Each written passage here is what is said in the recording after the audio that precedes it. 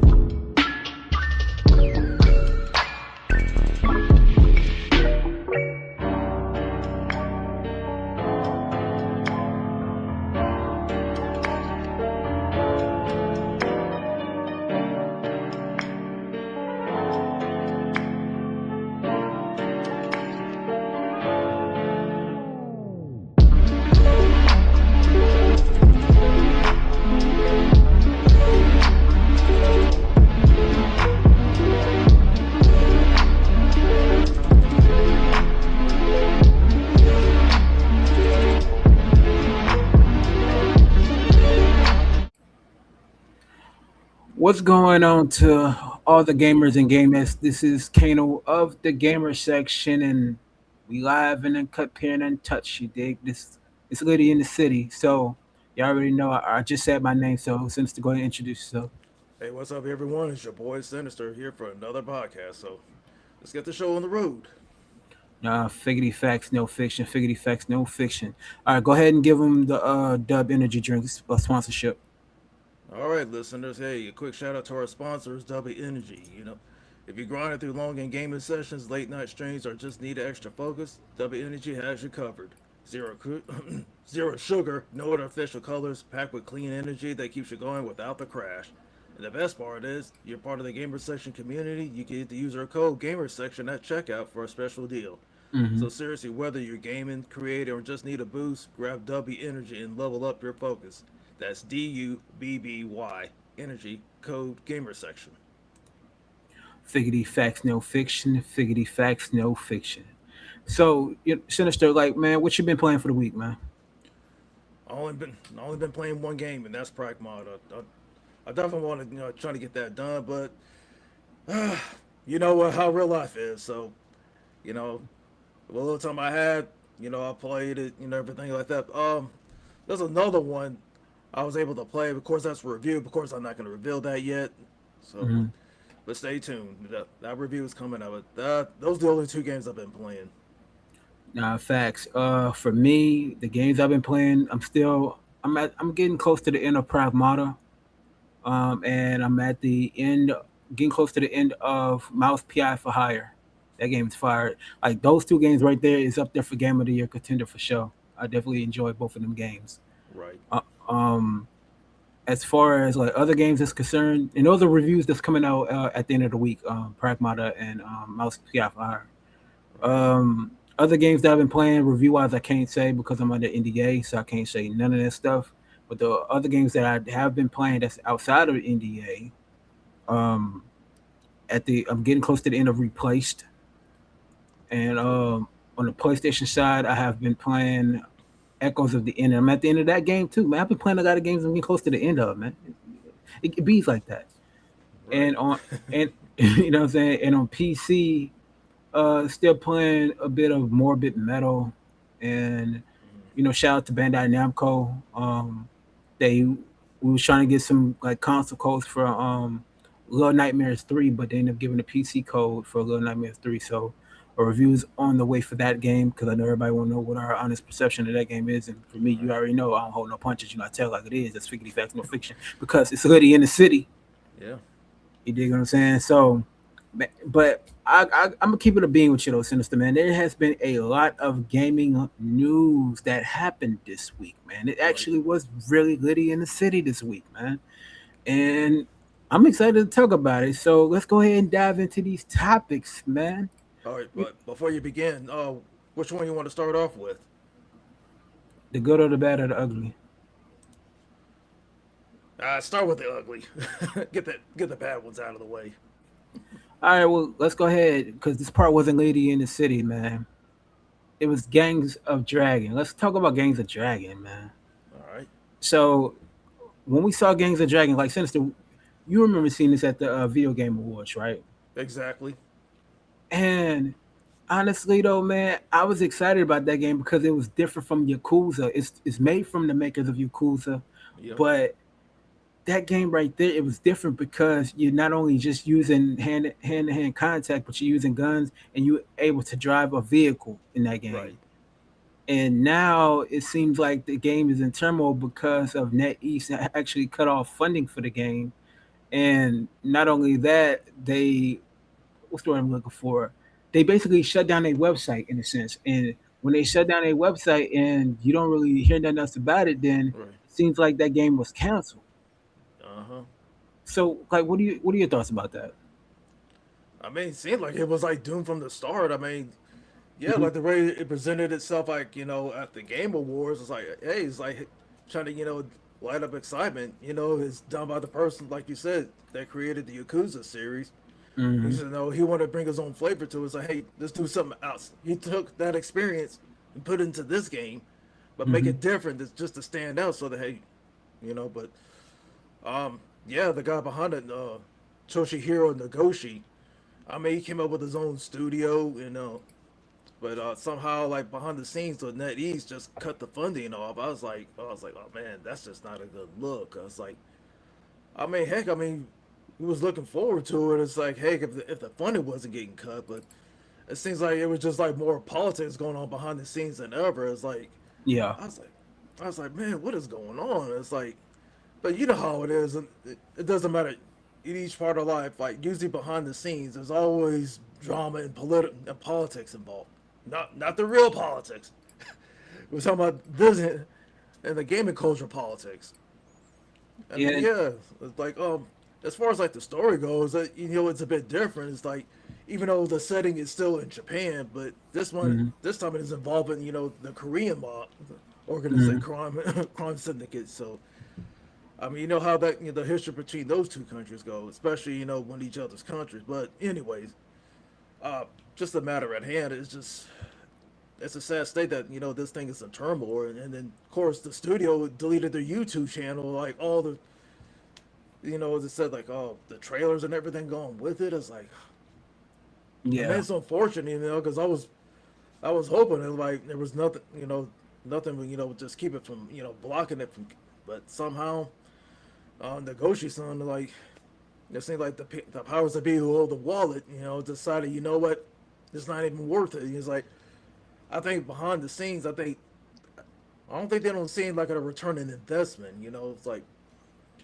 honestly, you never know. It's like you don't seem like you don't want to give it a chance. You never believed in it. You were never sold on it.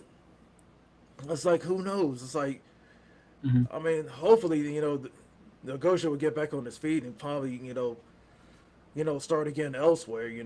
Probably what either continue with this bring this project back, probably with another publisher or somehow like trying to get it back on the ground, back on his feet. I mean, who knows? It's like, but I know it's just unfortunate. Like everything's just been cut down. Because it seems like this game could have been a big hit. Can be a hit, a hidden gem. I mean, mhm. who knows, man? It's just unfortunate, because I mean, someone who plays like a fan of the Yakuza games, like we're looking forward to this. Mhm. But enough of me rambling. What's your take on it? Well, hold on. Let me ask you this question. All right. All Now, right. if you had to pick a publisher that would take that game off their hands to publish the game, like what publisher you think that they should do a good job? Like, what publisher you think they should actually take that game off the hands? That's what I want to say. Man, that's a difficult one. I mean, I would say either. I think I would say Capcom. Capcom comes to mind. I mean, I know a lot of people would probably disagree. Have your take, but I say Capcom. So just you know, All right, for me, I'm gonna just say this. For me, I agree with Capcom, but I would have to say either Bandai Namco uh huh, or hear me out now. Hear me now. I know y'all probably gonna criticize me, but I'm gonna have to say EA. Uh huh. And the reason why I say EA, and I know people like, what the hell are you gonna say EA? Because EA need games in that realm outside of the sports games that they have. Right. You dig what I'm saying? And that's figgity facts, no fiction. They really need more games outside of the sports realm. And I think games of Dragon would fit perfectly with EA. If not EA, Bandai Namco, and if not Bandai Namco, Capcom. But I say Capcom number one, Bandai Namco number two, and EA number three. But I say EA needs it because we don't know what's going on with Mass Effect right now. Right. Like That's all a E, turmoil. Mm-hmm. and that's yeah, exactly. You just said it. You hit the nail on the head. It's turmoil over there, and then not only that, you have issues with EA just being labeled as one of the worst publishers ever, and then not only that, you have issues in that realm of just sports games. That's what EA is Right. known for, just having nothing but sports games. So the EA has to get out of that stigma of it just being a sports game because it wasn't really known for that back in the 90s and 2000s heavy like that, but it's more so now than it's ever been, if you get what I'm saying. Yep. So EA need to step out of that shadow of it just being labeled as a sports studio or sports publisher and make other genres of games outside of that. So I think Gangs of Dragon would fit perfectly either there, Capcom or Bandai Namco. Now Capcom has a bunch of games that they're working on right now, especially in the Resident Evil realm. Then you have the Onimusha realm. Then you have a bunch of other stuff, right? Right. Yeah, Hopefully the they, Monster Hunter verse, Resident yeah, Evil verse. yep, Like Pragmata. That's new IP. exactly. And and see, like Capcom will need something different in that space, but the Capcom got other games they'll probably bring it back, like Beautiful Joe. They may bring that back. You dig what I'm saying? Right. Or some other type of games that they have Like under their Lost belt. Planet, probably do either a reboot or a sequel to Lost Planet, like Lost Planet 4. Yeah, we do know that they are working on another Dead Rising game because Dead Rising Deluxe did so well. You're right. So Capcom has been holding no punches. They've been throwing haymakers and knocking a lot of competition down. 3 for 3. Three Even for though I three. didn't, even though I didn't get to play this past Hunter game, but still, like, Mm. I mean, you had a chance to play that one. Monster Hunter Stories Yeah, 3 or Monster Hunter Wilds? the latest one they came out with. No, I haven't played Monster Hunter. I played Monster. I played a little bit of Monster Hunter Stories, but I'm not really into the turn based unless it has something to do where I can manually block and parry. Hmm. You feel me? I like the Right. manually block and parry. I can do the attack and let it attack on its own, but I want the block and parry. It'll be more fun for me. But I digress. But anyways, Right. Gangs of Dragon. From what I seen in the trailer and from the stuff that I read about the game, they was going to take it to a whole nother notch to give Yakuza some competition, and that would have been a good thing because it would have made the Yakuza franchise step its game up in the long term. You Right. dig what I'm saying? But well, we haven't heard anything about the game being canceled, so we didn't hear anything in that nature. So we're just going off of what we read and what we're seeing, but we don't see any cancellation about the game yet. But it looks like it's heading towards that way of it being canceled if they don't find funding soon. So if I were the devs behind that game, go find another studio. You feel me? Look what happened to Double Fine Productions when Starbreeze cut out of the mix when they was trying to make Psychonauts 2, Uh huh. and Microsoft ended up picking it up, and look what happened with that. You dig? Exactly. So I think Gangs of Dragon needs to either go to Capcom, Bandai Namco, or EA. That's just me. I know I'm gonna get flack for saying the EA part because EA known to shut down studios and all that. That's facts. So they And wrote the playbook on that. yeah, they wrote the playbook on it, but the facts are the facts. EA needs a variety of games outside of sports games, and Mass Exactly. Effect and Dragon Age. They need more games outside of that realm. And if they go ahead and pick up the rights for that, that would be a good for them because they'll have a more variety of a portfolio of games outside of the sports games. Like I said, Right. you know what I'm saying. So that's just me and my take. But let me ask you this, okay? Uh huh. Speaking of Bandai Namco, the Blood of Don Walker event that's coming out on April 28th, and they're going to talk about new gameplay, a release date on this day. Uh huh. What do you think this game is going to give The Witcher a run for its money, and why? Would I give it a run? After looking at the trailer, it's hard to. I mean, it's hard to say. Even though that, like each have something different to bring to the table for the action RPG. It's like the way it's set in Europe. I Hmm. mean, I like the setting that it is like in Europe, even though it's a real world location. Unlike the Witcher world, it's like a fantasy world, but still. But anyway, it's like they bring something different to the table. Now, as Hmm. far as like competing, that's just a wait and see. You have to wait till Tuesday to see how it'll perform. Because I'm like a history buff. I like to see things like special Yeah. things that take place like in the past, no matter where it's at, like Europe, or Africa, Australia, things like that nature. But as far as like bringing the gameplay of that goes, like after seeing it, it's like it's okay. It's interesting. Yeah. Like seeing it. The gameplay of it, the mechanics. Oh man, just how it looks graphically. I was like, oh my goodness.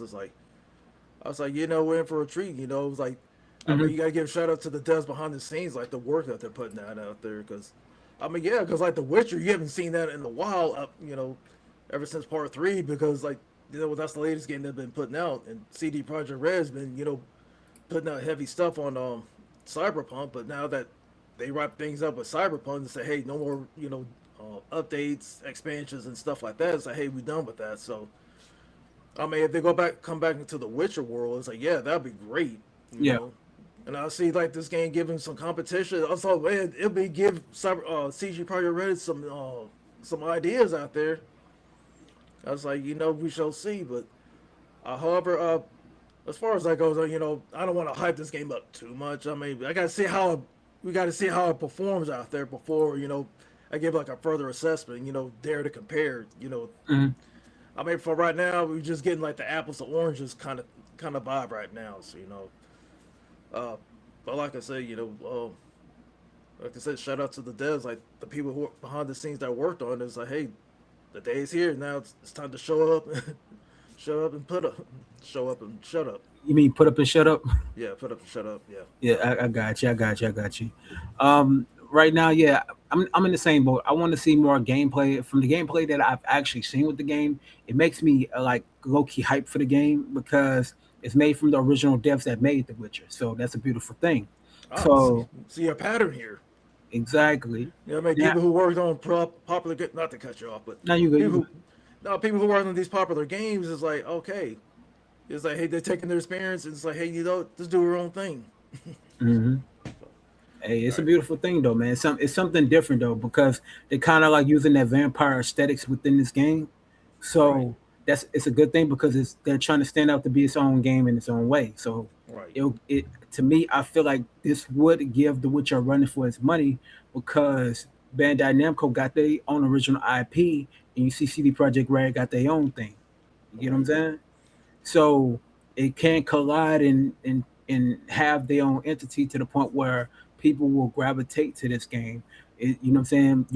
You're basically a day walker. You can basically do what you need to do, hack and slash whatever during the day, but at night you're more like a vampire. right, So you really have to make choices and stuff like that, and every choice has rewards and consequences within this game. So I'm definitely intrigued by what I'm going to see. I mean, in this game and what they are going to show on the 28th, which is on a Tuesday. You dig what I'm right. saying? So, yeah, this is a beautiful situation, and I'm I'm gonna be honest with you, bro. It's a great time to be a gamer, man. You know what I'm saying? It's a beautiful thing. A lot of great games are coming out, man. I'm Yeah, excited about a lot of these games. This game is too. But uh, speaking on the release date side of it, hopefully it doesn't release close to where GTA 6 does, because if that's the case, no, anything by before. yeah, I it's gonna mean, be afterthought. yeah, because like, I mean, you gotta think about it. Games come around close to GTA because Yeah. if it still comes out in November, it's like, look, you have until now until late October to get your game out there. Because if you're Hmm. getting closer to GTA, it's a wrap. Hmm. It's gonna be a bad situation. Right, but That's, yeah. yeah, right before we move on to the next topic, just yeah, because I like this dude Cohen, like the main character that you driving. Hmm. I bet yeah, because basically he has like being human and vampire. We got bitten. So basically, he has like a little bit. He has like the strengths and weaknesses of both worlds. Yeah. You know what it though, that the character, he remind me a lot of the main protagonist from that vampire RPG game from back on the Xbox One and PS4 times. It kind of gives that moment where you have to pick and choose to either not drink the blood of the person or just let the person be in that sense. You get what I'm Right. saying? So it's like every choice in the game, you know, it has its rewards and consequences. Yeah. So I want to see more with the gameplay. It's supposed to be on Tuesday. Matter of fact, I'm gonna go ahead and stream that. I'm That'd gonna be a good stream it.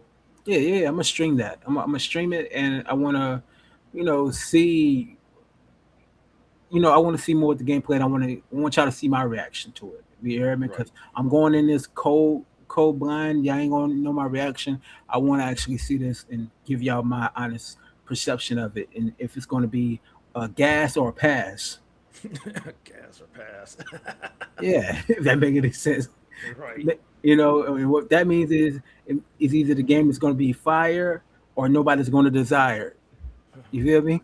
Right. So, so that's where I'm getting at. So, yeah, man. But let's go ahead. We gotta get to some more news, man. This is some bad news though, man. This is like some messed up news, matter of Yeah. fact. So Say like we're going in the reverse order. We're getting like the worst stuff out of the way. Then now we're moving to the bad news part of it. yeah, we doing something different today, man. Um Sinister knows more of this about this, and I'll give my honest perception of it. So let's talk about this Yoshida Jim Ryan situation, man. Let him know what's going on. All right. Yeah. Yeah. So boys and girls, like according to Yoshida-san, said Jim Ryan fired him back in 2019 because he wouldn't listen to him. It's like he didn't agree on to what this weirdness that's going on behind the scenes. Like, Hmm. because you got to think about it. These two have worked together since the PS1 days, and up until Yoshida-san got fired. It just goes to show there's more drama going on behind the scenes than a reality show. I was like, Facts. I was like, I was like, man, it feels like a reality show itself because like I mean, the things that's going on there is like, I mean, you got to think about it. All the top people that they're there at Sony are being let go. Either they've been let go or they left on their own. Because Hmm. because I mean, Yoshida-san. I mean, think about it. It's like, I mean, everybody knows like in the PS4 era. Hmm. He did that commercial where that the ad with that promo where he did. He handed like the game, showed how the game shared, how he took a game and handed it over, Hmm. that kind of thing. So I'm like, come on. Yoshida But up son. until then, Yeah. I mean, you got to think about it because, I mean, when he was there, it's like he oversaw like a lot of good things, like the God of War reboot, Uncharted Hmm. series, The Last of Us, Ghost of Tsushima. I mean, think about it. He was there during all that until 2019, and like Jim Ryan said, "You're fired. You got to go." I'm Hmm. like, "What?" And then who took Yoshida's place? Herman Holtz. Yeah, the guy behind Guerrilla Games. Everybody knows the Guerrilla Games. The Horizon series. So, Now so there you facts. go. Now But facts. yeah, but the thing is, Yoshida he didn't fully leave PlayStation until 2025. So That's basically, true. Yoshida he does his own thing. So basically, Mhm. he can speak out how he felt about his experience over at Sony. It's like, yeah. So according to him, it just didn't look good. Mm-mm. But the thing is, Jim Ryan he left before he did in March 2024 when he stepped down and left. So now, like, I mean, think about it. There's gonna be more skeletons coming out of the closet, like what went on behind the scenes, especially Yo, at the top. yo, shout out to 83 SPG. He said, let's chief it up and celebrate. Yeah, facts. Oh, that's funny. Yeah. But now I feel what you're saying. This is the honest perception on my end. I feel like Jim Ryan. I said as soon Flying as Jim Ryan. Ryan Ryan, yeah, as soon as Jim Ryan showed up for PlayStation, like showed up and became the head man in charge for PlayStation, I honestly think that he really messed it up for Sony. Like towards it was more towards the end of PlayStation where it started going downhill on the PS4 side. Even though we did get them narrative driven movie like games, it seems like they kind of like Sony starting to become more of a shell of its former self in a sense Right. because of Jim Ryan, Herman Hoyce, and all the tactics that they're doing right now. So I'll give y'all something to think about. And I always say this, I'm gonna say this again. When you look at Yoshida and Sean Layton when they was the head persons in charge of PlayStation, right? Exactly. We've gotten games like Resistance. We got green lights for Days Gone, Infamous, Killzone, Twisted Metal, Soulcon, Cipher Filter. You dig? Just to name a few. Well, I'm expanded further. Detroit Become Human, Heavenly Sword, um, Warhawk. Warhawk, Starhawk. You know what I'm saying? Just to name a few. You dig? And it seems like soon as Jim Ryan came to fruition and took over, Sony had lost itself in a sense because if you think about it, ever Right. since the PS5 came out, it's been about live service games. And That was, yeah. That's all she wrote right there.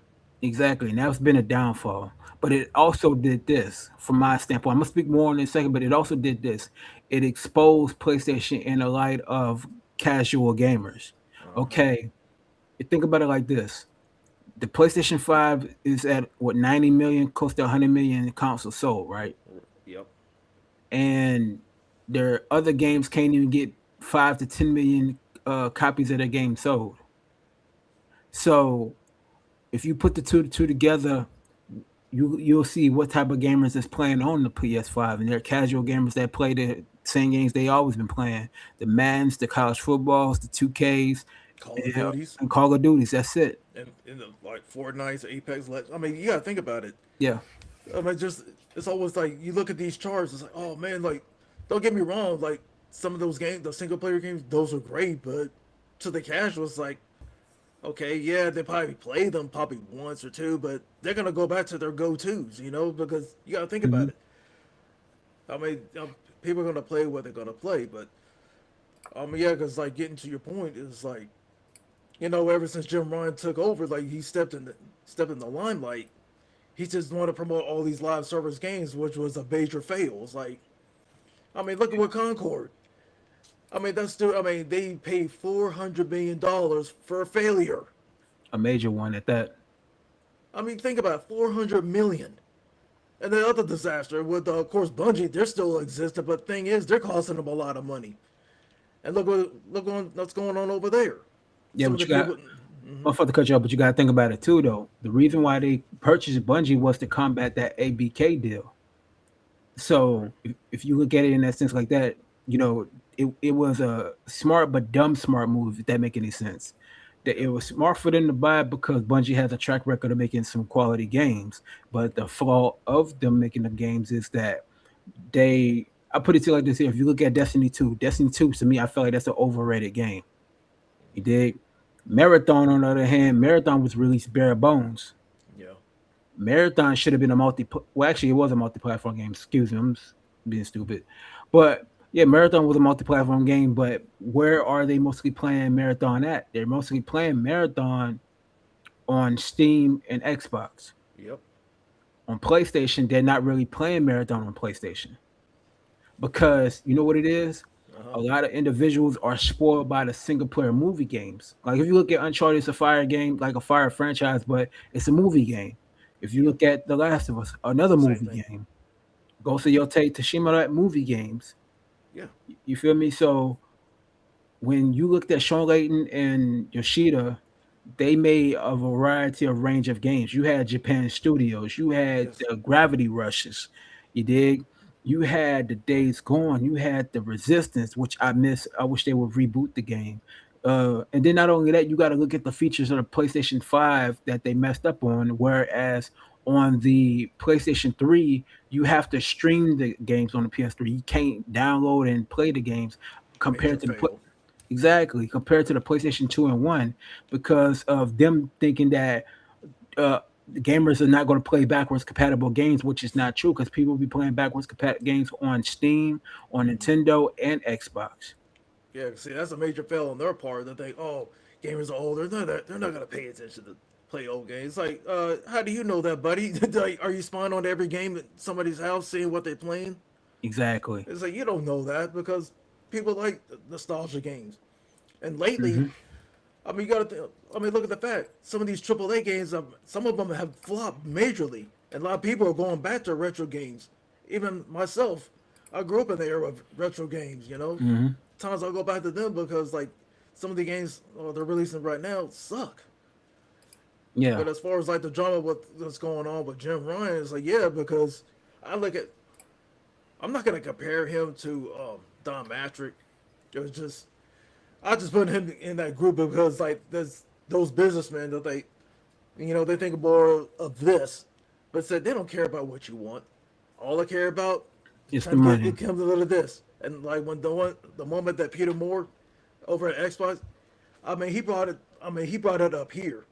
Hmm. And he laid out the blueprint for Don Matrick. Say here, take this blueprint. Run it from there. What did Don Matrick take it?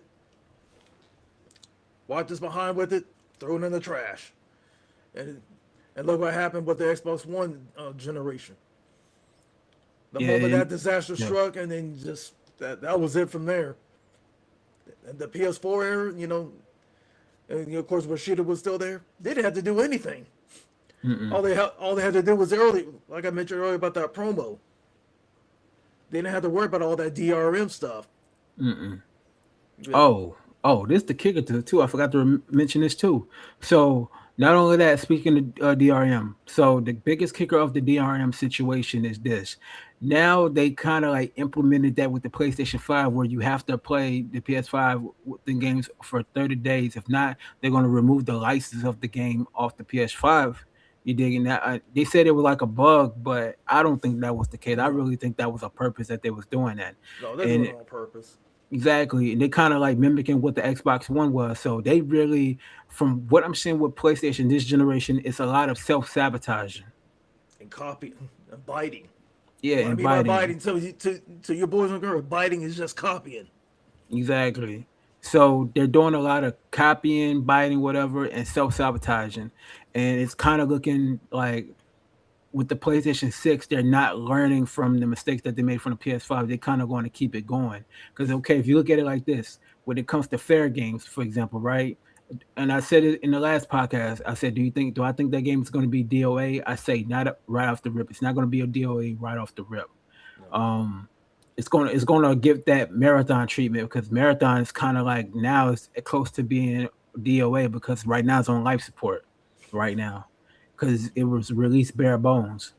But Right. fair games, they're making it more of an extraction shooter, making it more so on the likes of free to play. So okay, cool, free to play, cool. But if I were Sony, make that a multi-platform game. Yeah, If you get a want to return on investment. exactly, if you're just putting that on PlayStation, you're not. I'm telling you right now, you're not going to get any sales at all whatsoever. There is no sales at all. You're not going to Remember get Cliffy nothing B? out of it. Yeah, remember what Cliffy B done with Boss Key? Those Lawbreakers and all those games that were Yeah, just PS4 only. Look what happened. yeah. Both of them games flopped. And not only that, though, like I'm always say this: the multiplayer only games expose Sony when it comes to the gamers that's on Sony that they only want to play single player games, and the ones that actually, I'm gonna reiterate that they only play single player games and casual games like what we said earlier, the Mass, the 2Ks, and all this other stuff we've been Right. said. So like when you look at Xbox, they play like us as gamers over there. We'll play everything. Uh huh. When it comes to Nintendo, they have their choice of gamers. PC, they have their own choice of gamers. But Sony, it just goes to show that majority of people that's on the PS5 is casual gamers. And the reason why people have bought the PS5 is because they want to to a place where it's trending. Yep. If they're making sense to people, they're gonna be like, "Oh man, you being a hypocrite or critical, whatever, whatever." But the facts are the facts. You feel me? It's no fiction behind what I'm saying. It's that people are going to a console because it's trending. Yep. It's like when you look at fashion, you look at clothing, right? Uh huh. It's like if you find, let's say, if Fat Farm make its return, right? Yeah. or Fubu make its return in that sense, and they got brand new clothing, and a lot of your favorite rappers and celebrities are wearing the clothing again, and it's trending. People are going to go to where it's hot. And right now, when it comes to PlayStation, and see, and that's a great analogy I just put together. But if you look at what's with the PS5 right now, it's a trend right now, and it's hot. Like you Yep. see what's going on with Xbox right now, right? Yeah. And we'll talk more about it. I'm just giving y'all a little teaser. Y'all see what's going on with Xbox, and now Xbox is trending in the right direction. And this the whole Xbox topic has been really hot for some time now. So now people are Exactly. starting to trend more towards Xbox, and people are starting to buy more Xbox consoles again since everybody is seeing what Microsoft is doing at this point. And Sony is kind of like losing its edge because of what they're doing. You dig what I'm saying? They got too big for their And britches. exactly. And I give an example. You see how they put Gears of War Reloaded and they put it on PlayStation, right? Yep. It flopped on PlayStation, but sold significantly well on Xbox and PC. Hmm. All right. The only people that bought it was fanboys and pretty much fanboys to say, "Oh yeah, this game is hot." You know what I'm saying? But the Played it one day and then didn't bother playing it again. exactly. So if you, I'm just putting the facts out there. And this is figgity facts, no fiction. I'm not telling no lie of what I'm saying. You hear me? When it comes down to Sony and the PS5, it exposed it. It exposed a lot this generation. It exposed what type of gamers are really on PlayStation. It exposed what type of fanboys are on PlayStation. It Uh huh. exposed a lot. And the truth is the truth. A lot of people that's on PlayStation just only bought it because it's a trend. It's a Yep. trending platform. That's the facts. When you look at the games, a lot of the single player games that they put out ain't selling well. Like if you look at Sorrows is going to sell, but I don't see that going past 15, 20 million. I see about between 3 to 7 million copies. So probably if between 1 to 3 million. You know what I'm saying? That's minimum. Uh huh. All right. Now, am I making sense though? Am I making it like sense about what I'm saying though, Sinister? Yeah. Yeah. Yeah. You're making perfect sense because I mean you got to think about it. The hypocrisy that's going on out here is that's like that's all I would say years ago. It's like, oh, Xbox can't do no right, while Sony can't do no, PlayStation can't do no wrong. And now Mm-mm. look what happened. The tables have turned. Like I Exactly. said, Xbox is starting to go back in the right direction. Hmm. PlayStation, on the other hand, is doing the reverse. Like they got too big, they're getting too arrogant, and look what Yeah. happened. Like you see people at the leadership, people at the top are leaving. It's like I said, like with Yoshida and Sean Layden, it was great under their leadership. But the moment Jim Ryan took over, that was it. And then what he did to Hmm. Yoshida's son, that was just major disrespect because I mean, like Yoshida, Jim Ryan told him, it's like, hey, he told about a few things, like Yoshida didn't agree with him. It's like, I was like, what? You're not gonna listen to me? He said, no, he spoke his mind. Hmm. It seemed like he didn't like anybody speaking their mind. I was like, you want a bunch of yes men around? So no. No, I was like, I'm glad Yoshida's doing his own thing. It's like, hey, he can tell Yeah. the truth. It's like, hey, he's not under no agreement. He can say what he really felt was going on over at Sony. You And know right what now, though, is my father country. You know what? I think Microsoft need to hire Yoshida. you think so? Yeah, I'm telling you, if Microsoft hires Yoshida, bro, that's gonna be the biggest middle finger to Sony, bro. Oh yeah, that'd be epic. He went from Team Blue to Team Green. Yeah, that would be the biggest middle finger to Sony if that were to actually happen. You hear me? Because if you think about it in the sense though, Yoshida and Sean Layton has a great track record on first party games anyway. Hmm. You know what I'm saying? But do I see that happening? No, that ain't gonna happen because if you look at what's going on, you got Matt B. So Matt B is taking care of the first party games, and and it looks like when it comes to Microsoft, they're really considering going back to the exclusive realm of their first party titles, putting it on Xbox console and PC. Which Right. I don't see nothing wrong with that. That's cool. You dig what I'm Right. saying? Like for example, right? What's that game? Double Fine just dropped this thing. Kiln. Killing. Oh, yeah. So if you look at it right now, it ain't selling well on PlayStation. It's doing well on Xbox and PC, but it's not doing well on PlayStation. So put the two together and put it in perspective. Hmm. it's exposing the casual gamers that's only going to play again the Call of Duties, the 2Ks, the Right. Madden's, the college football, the Apex Legends. It exposes that. Right, So, because go ahead. yeah, because like on the Sony side, you gotta think about it. As far as multiplayer goes, I mean, some of those games that you mentioned, like the Fortnites, the Maddens, all the Call of Duties and stuff like that, because they have those are close to multiplayer they're gonna play on PlayStation, Hmm. on PC, on the Xbox. Oh, it's more multiplayer heavy, Hmm. and the good thing about PC and Xbox, I mean, you can do both. You can do single player and you can do multiplayer, how- Hmm. however you see fit. Okay, but yeah, this is one more thing before we move on, and this is what I gotta say. So, to the people that want to know, everybody was like wanting us to review Sorrows, right? Uh huh. Which we still will review Sorrows. We want to give our honest perspective. Well, it's mainly me because I'm reviewing Sorrows. But when we put in for Sorrows, right? Hmm. I'm gonna tell you how bad the situation is. And I'm not trying to throw nobody under the bus. I'm just keeping it real. Every time we reach out to Sony about trying to uh, get a review copy of a game to try to give y'all a review, we don't hear nothing. The last time we heard from Sony was Death Stranding 2. How long was that ago? That was last year. Yeah. And that was the one and only time we heard from Sony. That's figgity facts, no fiction. You know I ain't telling no lie. And they really are hard to get a hold of. That's figgity facts, no fiction. And honestly, and let me just say like this: we're still a small gaming media platform, and we understand that. But Hmm. we always say communication is key to everything.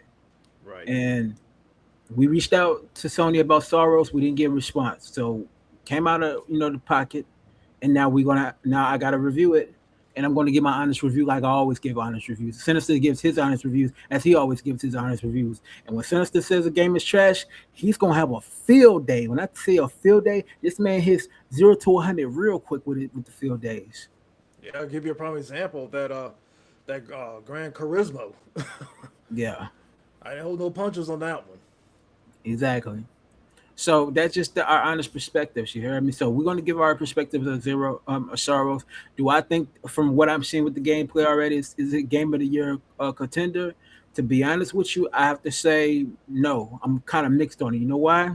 Because I don't see anything original in that space. It feels like the same game from Returnal. You don't see anything different about the Just game. yeah, just something just upgraded. Exactly. It's like an upgraded so it's an upgraded Returnal. It's like Returnal 2. So I don't see it up there as Game of the Year contender yet. I may change my mind after I play when it releases. I'll let y'all know on the next episode of the Gamer Section podcast. But in this meantime, I don't see it as Game of the Year contender because it's rehashed of the same game, and only thing different is the storytelling. That's it. Right. Different setting, different planet. The same mechanics. Exactly. So that's just the facts of the nature. So with that being said, are you ready for some more bad news? Go ahead. Lay it on us. All right. So Nintendo is being sued over tariff refunds. Tariff refunds. Yep. All right. I'm gonna say this, and I'm not trying to get into politics because that's not what the gamer section is about. We don't get into politics, but I'm gonna have to speak on the topic of politician on the mission. All right. So let's go ahead and be real. All right. Whose fault it was that these tariffs began with? The Orange Man. Agent Orange. He's the one that started this terrorist bullcrap because he wanted to put more money in his own pocket. Hmm. He only wanted to be in that presidency based off the fact that he wanted to get himself off for the crimes that he committed. Hmm. He's committing a lot of them crimes right now. You dig? Yep. Nintendo is being sued over tariffs. That doesn't make any logical sense. No. Nintendo needs to be sued for anti-consumerism. That's what they need to be sued There for. was a playbook on that. Exactly. That's what they need to be sued for all the anti-consumerism that they're doing. That's facts. But the tariff side, I don't agree with. No. And the reason why I don't agree with it is because Agent Orange had started the terrorists from the jump. He's the type of individual that will throw stones and hide his hands and act like he ain't do nothing. All right, I don't know what I did. I didn't do nothing. I was just there, just being a president. Yeah, dig? That's all. It's not my fault. It's the left. They did it. It's the left. Blame them. Exactly. So the terrorist is on Agent Orange. Is his fault. He's the one that's bringing this country down to shame, which is already worse than what it's ever been. Right. Agent Orange makes Richard Nixon look like a saint, Yep. and I wasn't even born when Richard Nixon came. Same here. Yeah. So yeah, if y'all want to blame somebody for these terrorists, blame Agent Orange and blame that whole uh, congregation or whatever. Right. So Nintendo being sued for terrorists, that just doesn't make any logical sense. I think that's a stupid nonsense lawsuit that's most likely going to get thrown out the window. It should get thrown out the window. But Right. like I said, if Nintendo deserves to be sued, they need to be sued for all their anti-consumer practices.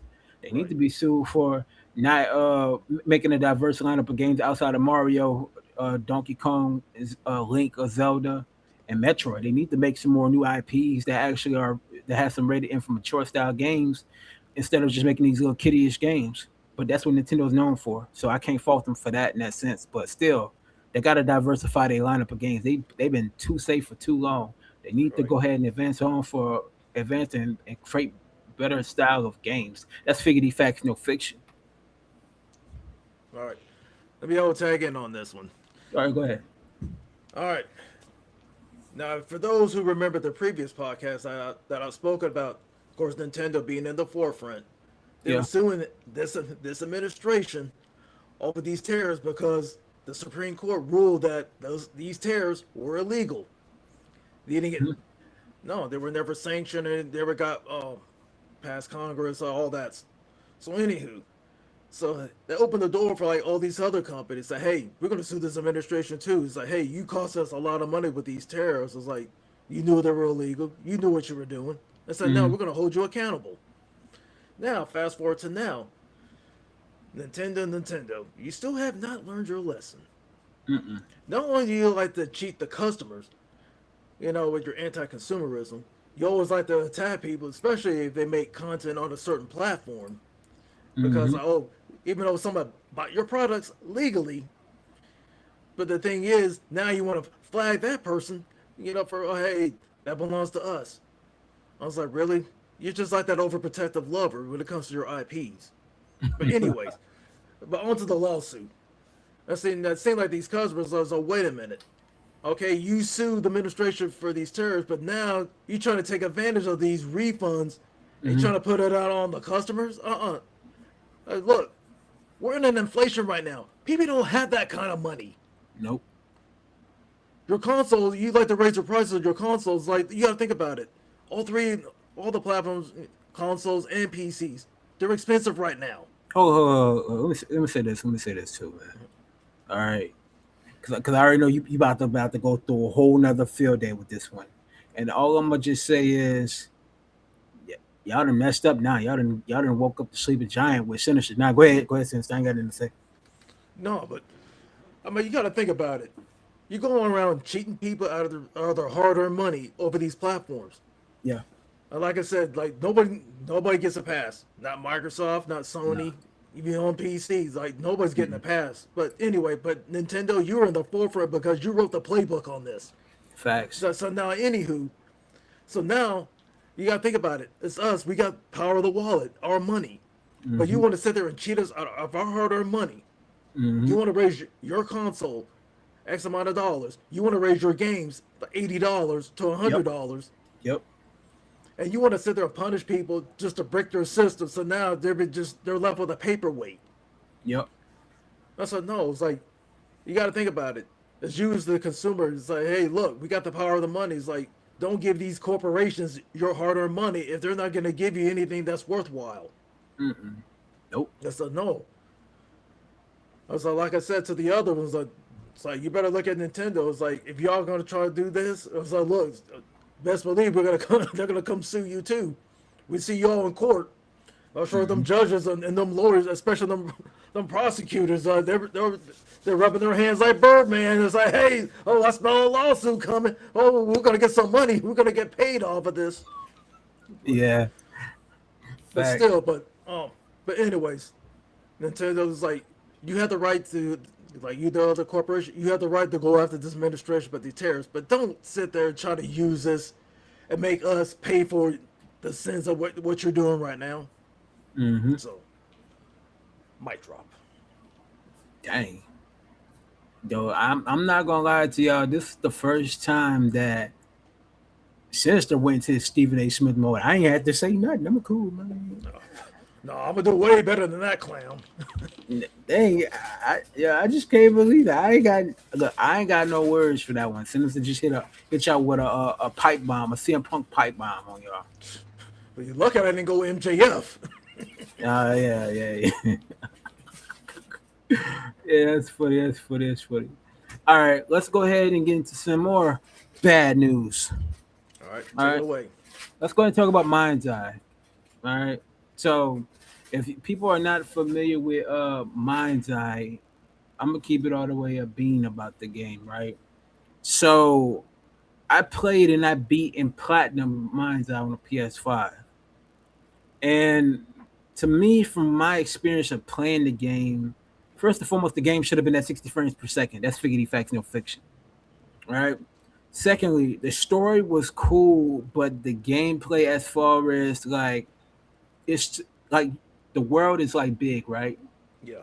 But you're not going around to look around in the world because you have to go straight shoots to each of the missions, and they should have made it more of a free roam type of game from the jump. Mm-hmm. Now, Mind's Eye has potential to be a great game, like a franchise. I mean, but they have a lot of work to do, right, to critiquing it better. So now they have taking legal action. I'm about to say lawsuit, but they're taking legal action. You know what I'm saying? And basically, I'm trying to put it in perspective so people can understand. Mind's Eye Studios actually, build a rocket boy. They're taking legal action because of a situation that happened between, I believe, the publisher and the studio itself. They had some stuff that went down that wasn't supposed to go down, and money's missing, and they're trying to get recouping the funds and stuff like that. In a sense, they're making it sense. So, since they give your thoughts about this whole ordeal. All right, so with Barb, or Build a Rocket for short, yeah, it just seems like there's just like been some disagreements, some politics, and everything that's going on behind the scenes. Money. Yeah, just say all it is boils down to money. That good old capitalism. Exactly. And see now, like, I mean, just like I didn't get to play this game, but I saw your review of it. I was like, yeah, that's like, that seemed like there was a lot more going on behind the scene. It seemed like they wanted this game to fail. Yeah. They think, hey, we're just gonna put this out there. Sucker's gonna buy it, gonna play it. Hey, we're gonna get a return on investment. But no, it's more like they rushed the game. You feel me? It was like a rush. Yeah, they were probably told to rush it out. Yeah. No, keep it going. I'm quiet. No, but it seemed like they wanted to rush this game out so that, hey, they can get the money on that cash. But it seems like, hey, like Barb, it's like, wait a minute, we put all this work in this game. It's like, are you gonna sit there and cheat us? Mm-hmm. I was like, no, buddy. I mean, lately this year we've seen a whole pattern of these publishers and people, these employees taking them to court. And this is no different. It's saying like the corporate sabotage, like these devs, like seem like they all want to cheat them out of their money. It's like, no, buddy. Yeah. It's like, if you wanted this game out so bad, why didn't you get in there and work? Put in the hard work. I mean, you gotta think about it. These people spent their hard-earned time and effort. I mean, you gotta think about it. People have missed their families because they may think about it. I had to take it back. With Crunch Time. Rockstar. Crunch Time. Right, yeah, we're Crunch Time. I've seen it happen with Rockstar. I've seen it happen with Naughty Dog, with The Last of Us and all that. Like, yeah. I mean, you got to think about these people. My father called you. Matter of fact, with Naughty Dog, they in Crunch Time right now for Intergalactic. Not surprising. Oh man, you Yeah, got to think about it. People are sacrificing their time and away from their families just to rush to get this game out. yeah. Now, if it's a pass or a fail, that remains to be seen. But if it's a fail, what does that tell you? I wasted all my time. I missed time away from my family to get all this done. Hey, speaking of the devil, look at who showed up. Oh, oh. Hold on, we gotta bring him in here. We gotta bring him in here. Hold on, hold on. All right. 1 second, 1 second. Give me 1 second. I'm about to bring him in here right now. All right. 1 second. You can continue on talking though, Sinister. Then. Yeah, so yeah, because I mean, yeah, think about it behind the scenes. Like people have lost their time, energy. I mean, they could have got all this done in a timely manner, got everything, all the kinks, all that worked out. But no, but you want them in overtime to get this game rushed out at a certain date. It's like, hey, we need closer to this deadline. It's like, okay, they did that. But now, was it worth it at the end? Sometimes it hasn't. Sometimes it does. Figgity It just facts, no depends. fiction. It just depends on the circumstance, you know. A Figgity lot of facts, times no you can't fiction. control circumstances. Alrighty, so let me make sure he in here. You know, what I'm saying copacetic, man. Go ahead and say something to the mic one time for the mind. What's going on? What's going on, gentlemen? What's happening? Yeah, what All up? right, all right. Hey, to the people that don't know, you heard me. Go ahead and introduce yourself one time for the mind. All right, appreciate it. Kmega 45, man. Been content creator for a while. Been doing this. I talk about all types of gaming, but I'm more of a pro Xbox gamer. You know, just love gaming, love doing it, and yeah, man, just appreciate the invite. Thank you so much for having me come through. All right, Figgity all facts, right. no fiction. And if everybody may know, everybody knows still I'm the best fighter in this gaming community. Boy, boy. No, but no. To everybody don't know that me and K Mega we go way back, man. Probably Way about back. like what 10 years now. 10 years, yeah. It's been Yeah, about been 10 years, yeah. Yeah, about 10 years, man. We go Yep. way back. You know what I'm talking about? So it's good to bring K Mega back into the photo of the being a special guest today. So, you know what I'm saying? And if you haven't checked out K Mega's channel, make sure y'all go ahead and check out his channel. Going to be in the description below because he's Mr. All the Way Live over there. You hear me? Yep. So we basically talking about this lawsuit right now with that's on the verge of populating and politicking going on with Mind's Eye Studio. They're basically trying to take legal action. So, in your opinion, though, what are your thoughts about that, though, Mega? Oh man, yeah, that's crazy. First off, when you get involved in starting putting stuff into people's software, Yeah, and start spying on people, that's crazy. I mean, like that's next level. Like that breaches all different types of norms and policies that companies should not do. I understand that the CEO of who made Mind's Eye, I think it's Yeah. Rocketfish. I think that's what. But he Bill tried the to, Rocket Boy, Bill the Rocket yeah, Boy. Rocket Boy, yeah. Basically tried to make a point and say that it was, that there was people colluding behind the scenes to try to make the game bad, which Yeah. anyway, but that still doesn't give you a reason to want to go and spy on your employees like that. And then to not tell, that should definitely be in any type of paperwork that when you get a contractor or people that you hire, that stuff's supposed to be disclosed, and it wasn't from what their claims were. So, man, I hope that they sued this damn company out of oblivion. I mean, you know what I'm saying? Like, I mean, completely out of commission. You just don't do that to your employees. I mean, No. it's one thing for, you want to, if you feel like there's people trying to sabotage some things, then, you go by the legal way of trying to do that. Like, check it out. But taking people's screenshots, seeing hell, if one of these people wanted to sit there and watch, watch a little, a little something hot on the net, you know what I'm saying? Like that shouldn't be your business to sit there and check that out and spy on people. And they got the camera to listen to what the conversations were and all of that. Nah, man, that's breach of all types of Contracts, contracts. That is just nuts. Yeah, no, I hope that if these allegations are true, then yeah, they should sue them, and hopefully nobody else works for them. Yeah, I think for them though, they're gonna get their money regardless. And I think they should go.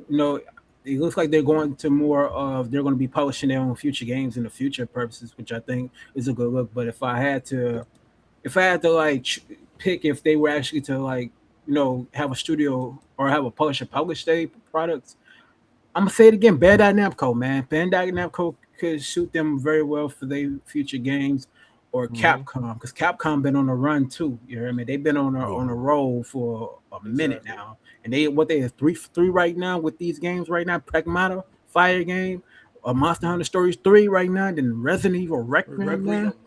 Like but I look at them. They're gonna basically be their own publisher and publish their future games. I played and beat I would say Pragmata.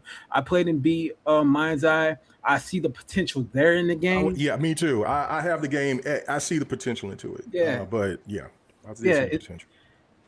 There's a potential there, but they still gotta do more. It's kind of like if you look at Cyberpunk in a sense, how that game was released and how Cyberpunk was trash when it was released. I ain't gonna hold you.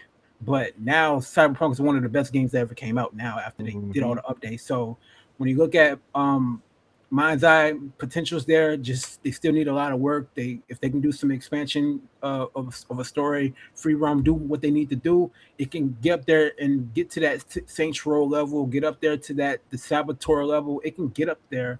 It just they got to continue to work and build that game the way it's supposed to have been built, the way they envisioned it from the beginning. If they do that, then boom, they got it. They got it on lock. But within this lawsuit situation, they got to do what they got to do, get that money. By any means, get that money. Yeah. Exactly. Figure facts and fiction. Exactly. So that's nuts, man. It's wild. But it's not surprising. We're in a different age of the gaming culture and how there's a lot of manipulative things going on. So it's not surprising.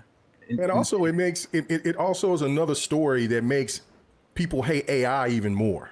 You know what I'm saying? Because it's an AI bot that this person installed, that this company installed on their employees, which, I don't hate everything of AI, but I mean, it is a thing that we just got to just pay attention to what these corporations are trying to do to us with AI. It's getting way out of hand. Yeah, because as I was telling people, is that AI has its purposes, but as far as like in the big corporation or in the wrong hands, it's disastrous. And you seen what happened. Yeah. They say AI. They used it for what it was, Arc Raiders. They used the AI a little bit for that game. I personally never played Arc Raiders, so I can't even tell you. But I can't say it either, so. It's a good game. It's a really good game. Like, I mean, I didn't know that, but Arc Raiders is a cool ass game. So So like I said, it's got potential, but yeah. All right, so what we do though, Kmega, we ask people what they've been playing for the week. So man, what you been playing for the week? Man, there's only been one game, Crimson Desert. That's good. Man, just life. It's been life for me. I'm waiting for Invincible to drop here on the 30th. But I haven't even had my fight nights because I've been just so locked in on Crimson Desert, man. It is an incredible game. I love it. Yeah. Personally for me, I've been hearing things about Crimson Desert, so I got to get my hands on that game for sure. Figure facts fiction. I mean, because Pragmata's got me tired because I'm pretty much close to the end of that one. Yeah. Same here. I've been playing that in Mouse PI for hire, man. The game's fire. I definitely enjoy them. That looks really good. So does Pragmata, but like, I'm getting ready to get like I said, Invincible, and then Forza. I never skip out on Forza, on any Forza. So I want to try to get done with Crimson Desert before. Yeah, I'm trying to get done with Crimson Desert before. So like that's just it. And man, I'm over 200 hours in on Crimson Desert, and I still got a whole bunch more to go. That game is like it's a mix of so many games. It's nuts, bro. It's like a Grand Theft Auto type game. Like we could just do anything. My ass is over here farming and growing trees right now, like so I can build. Man, it's nuts. It's nuts. The game is highly entertaining. That's my go-to next month. Forza, Lego Batman Legend of the Dark Knight, and that 007 First Light. Oh yeah, that 007 looks real nice. Forza Horizon 6 sucks. Oh. It's like, okay, Meg. I think we need to do a double choke slam with the, I think, like the shield. Bro, yes, sir. Yeah, you come in for high, I go low, man. I'm gonna slide the chair from under the ring, man, and pass it to you, brother, because that's crazy. Nah, I'm joking. I'm joking, man. Forza Horizon 6, that's one of my highly anticipated games too, man. So I'm looking forward to Forza Horizon 6. I'm looking forward to 007, Invincible VS. I'm looking forward to that game too. Because everybody, like, if people don't know, is me and Kmega, we slightly got a rivalry in fighting games. All right. So that's true. But I think Tekken, me and him is about equally on Tekken. Because You I stop say this. Tekken. Huh? You stop that. Yeah, it's through here Tekken, but the game that we never played battle each other in yet is Street Fighter. We never did Street Fighter 6 yet. No, we But- haven't done Street Fighter 6. No. Yeah, but Tekken, that's really my domain. But I'm gonna speak on this real fast before we move back on to the topic. Okay, now Tekken 8. I'm disappointed in Tekken 8 based off the fact of this, right? And I wish these games could go back in the day where you don't have to pay for characters, man. Where you could just unlock the characters. That's what I miss the most about these fighting games, and that started to go in fruition when it comes to paying for the fighters. When it came to Street Fighter Cross Tekken, Oh yeah, behind that paywall. Oh Yeah, yeah, Yep, behind the paywall. Yep. I Yep, was, you're absolutely right. mad. Yeah, I was mad about that. And then from there, it's like a domino effect. A lot of these games are doing it now. A lot of these fighting games, in particular, are doing that. Season passes, like I mean, Yeah, I it's don't not like just that. Tekken 8. It's also in Guilty Gear. It's every fighting game now. Yeah. Yeah, It's every now, fighting game. yeah. I don't like that. Street Now- Fighter, Guilty Gear, I don't like Tekken, that. you name it. Yeah, I don't- Well, I think that who did it right was because they started a trend too. Was Killer Instinct 2013, where you would have a rotation of free characters, and you had the choice if you wanted to buy them or not, the Yeah. individual character. Yeah. But I will say this: I don't mind season passes after but I don't like the first season. To me is where it's ridiculous. Like Yeah. if you have a season 2, season 3, or if you start your season when season 2 is supposed to start, then I'm cool with that. But if you have a season 1, then that kind of tells me that you already had those players already implemented into the game. And that to me is where, I know now they stagger them out now so they can try to balance out stuff, but everything. But I do agree, if they could go back to where you can earn your characters like you used to in games with the first season, and then if you want to keep going with seasons after that, I don't think I have a problem with that so much per se. But when you spend the money that like when I buy fighters, I usually get what I call the shut up edition, the ultimate edition. So you put $100, you put $180 to $120 down on a game, then there should be all those characters from the first season. They are included, but give us a little bit more, because some of the stuff they do within the stores, like I do not like Street Fighter 6 store, and I do not like Tekken 8 store at all either. There's still a lot to be desired. And when you even have the season passes, you still have to put money into that. And I that just doesn't make any sense to me. So I totally agree 100% on that. Now I'm not go ahead. I'm sorry. Go ahead. No, I was gonna say too. The key thing that's also messed up with the season pass is that you have to pay for the stages, and then you don't even get anything as far as extra with the story. So it's like if you don't get anything with the story, that's a bad look. Like especially like if you look at Street Fighter at least gives you more of a story when you balance out with the when you create your when character. you go into that other mode, Yeah. Oh, When you went to other mode, world stage. the open world mode, and they did the same thing with Fatal Fury. So when it comes to like, in the downside is look at Mortal Kombat 1.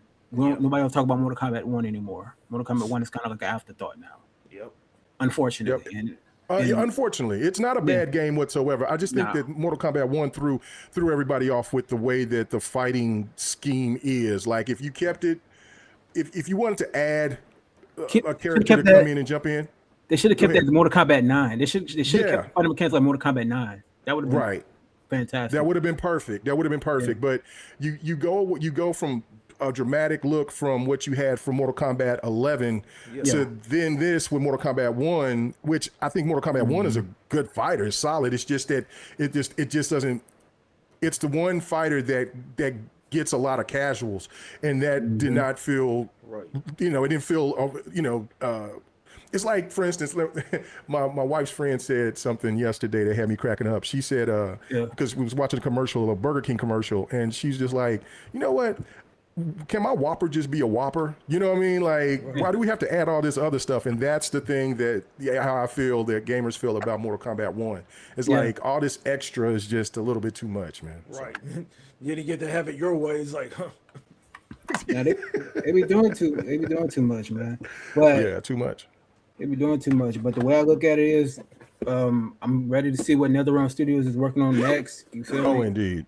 I mean, hey, they got Mortal Kombat 2 in the theaters next month. Yeah. Yep. True that. But I'm ready just to see what NetherRealm Studios, if they're working on the next Mortal Kombat or the next Injustice. Who knows? I don't know. I think they need to do Injustice. Yeah, they do go back. I do But too. you know what? But you know what?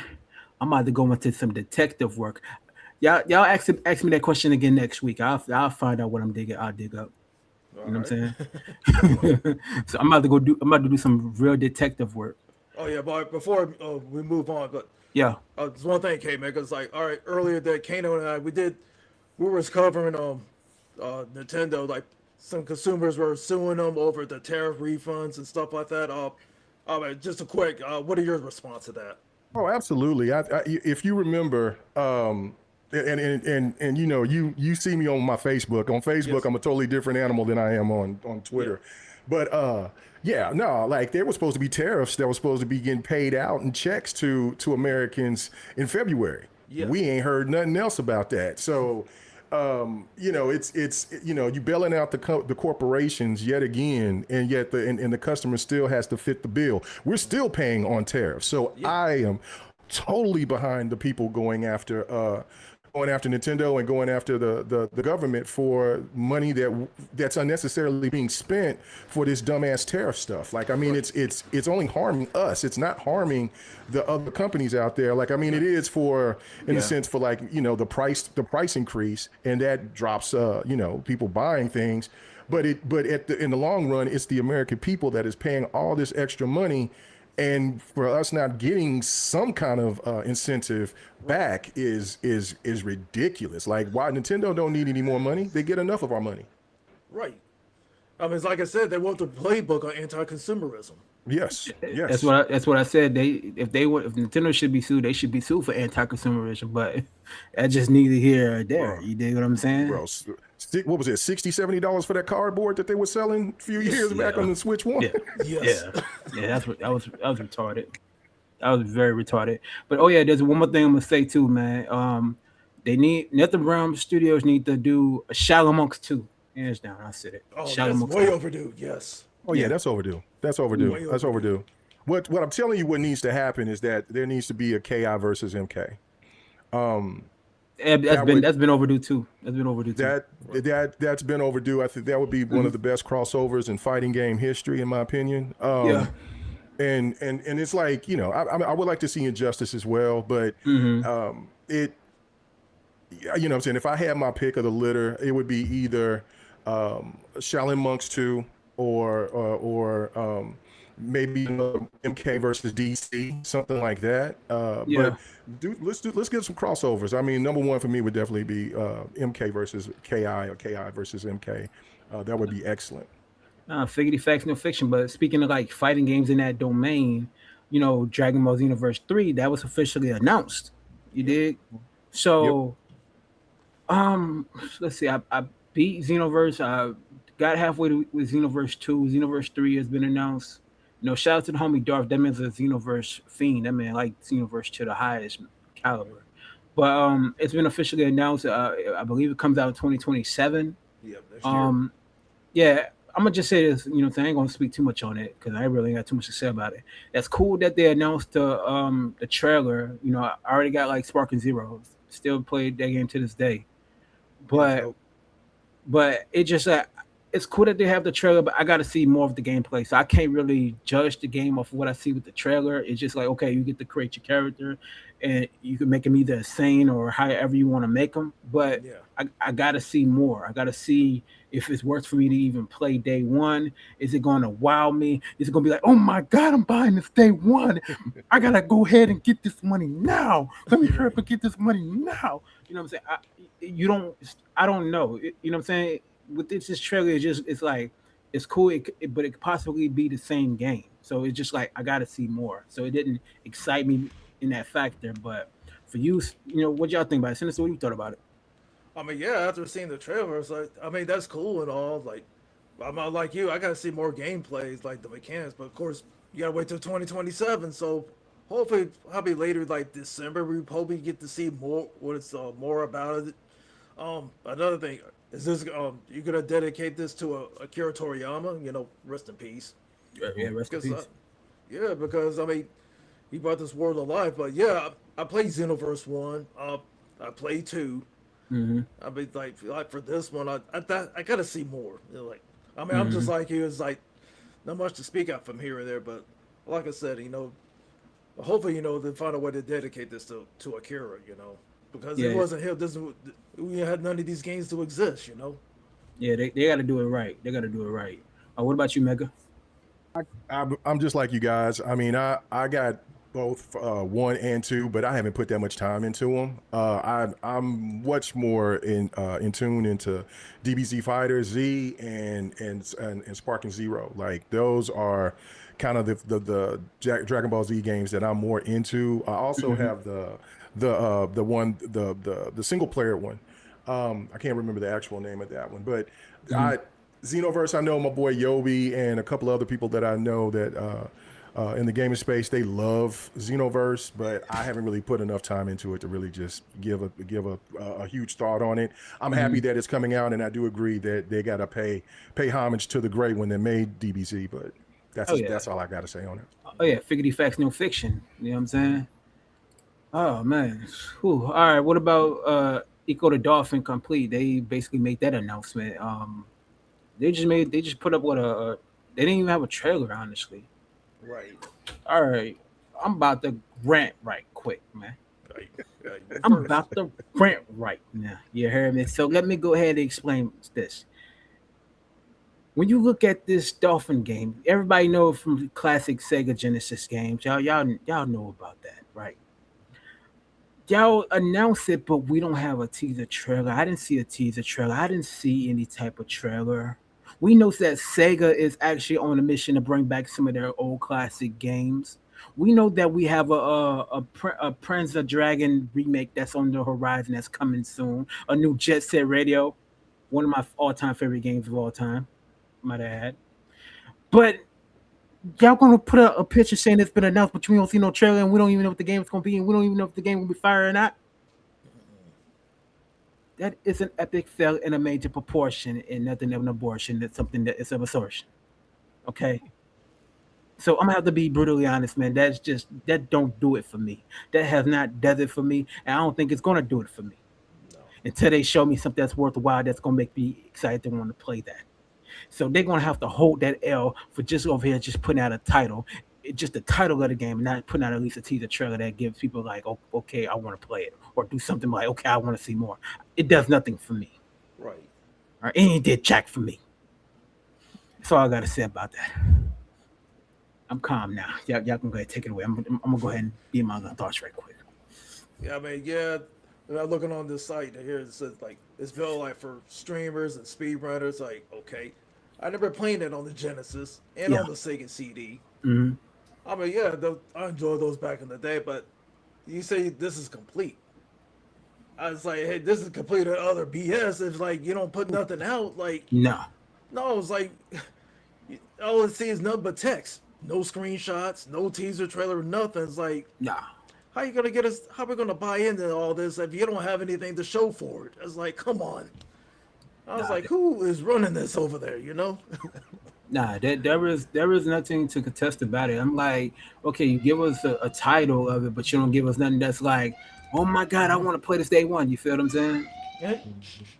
Yeah, no, I definitely agree. Atlanta I even- mean, it's fine to, I mean, to announce it or whatever, but Yeah. it's a wait and see. I mean, to have, I do like the fact that they're bringing these classics back, and you don't have to go and try to look through it through a ROM or something like that to try to download it like that, or have to buy old hardware if you don't have that old hardware and buy those old classic games like that. I mean, I still have a couple of my old classic consoles and things like that, but I like that they're bringing them in and they're going to re-enhance them and stuff like that. But Yeah. my understanding also with this is that they're going to be adding into this collection a new Echo the Dolphin of some sort. So I don't know if you guys go to games.gg. Yeah. No, Yeah. yeah. Yeah. They said that they were going that one of the reasons is because they're going to be working on another Echo game that's going to be included into this collection. But I do agree with you guys 100%. Like, I mean, what's the point of?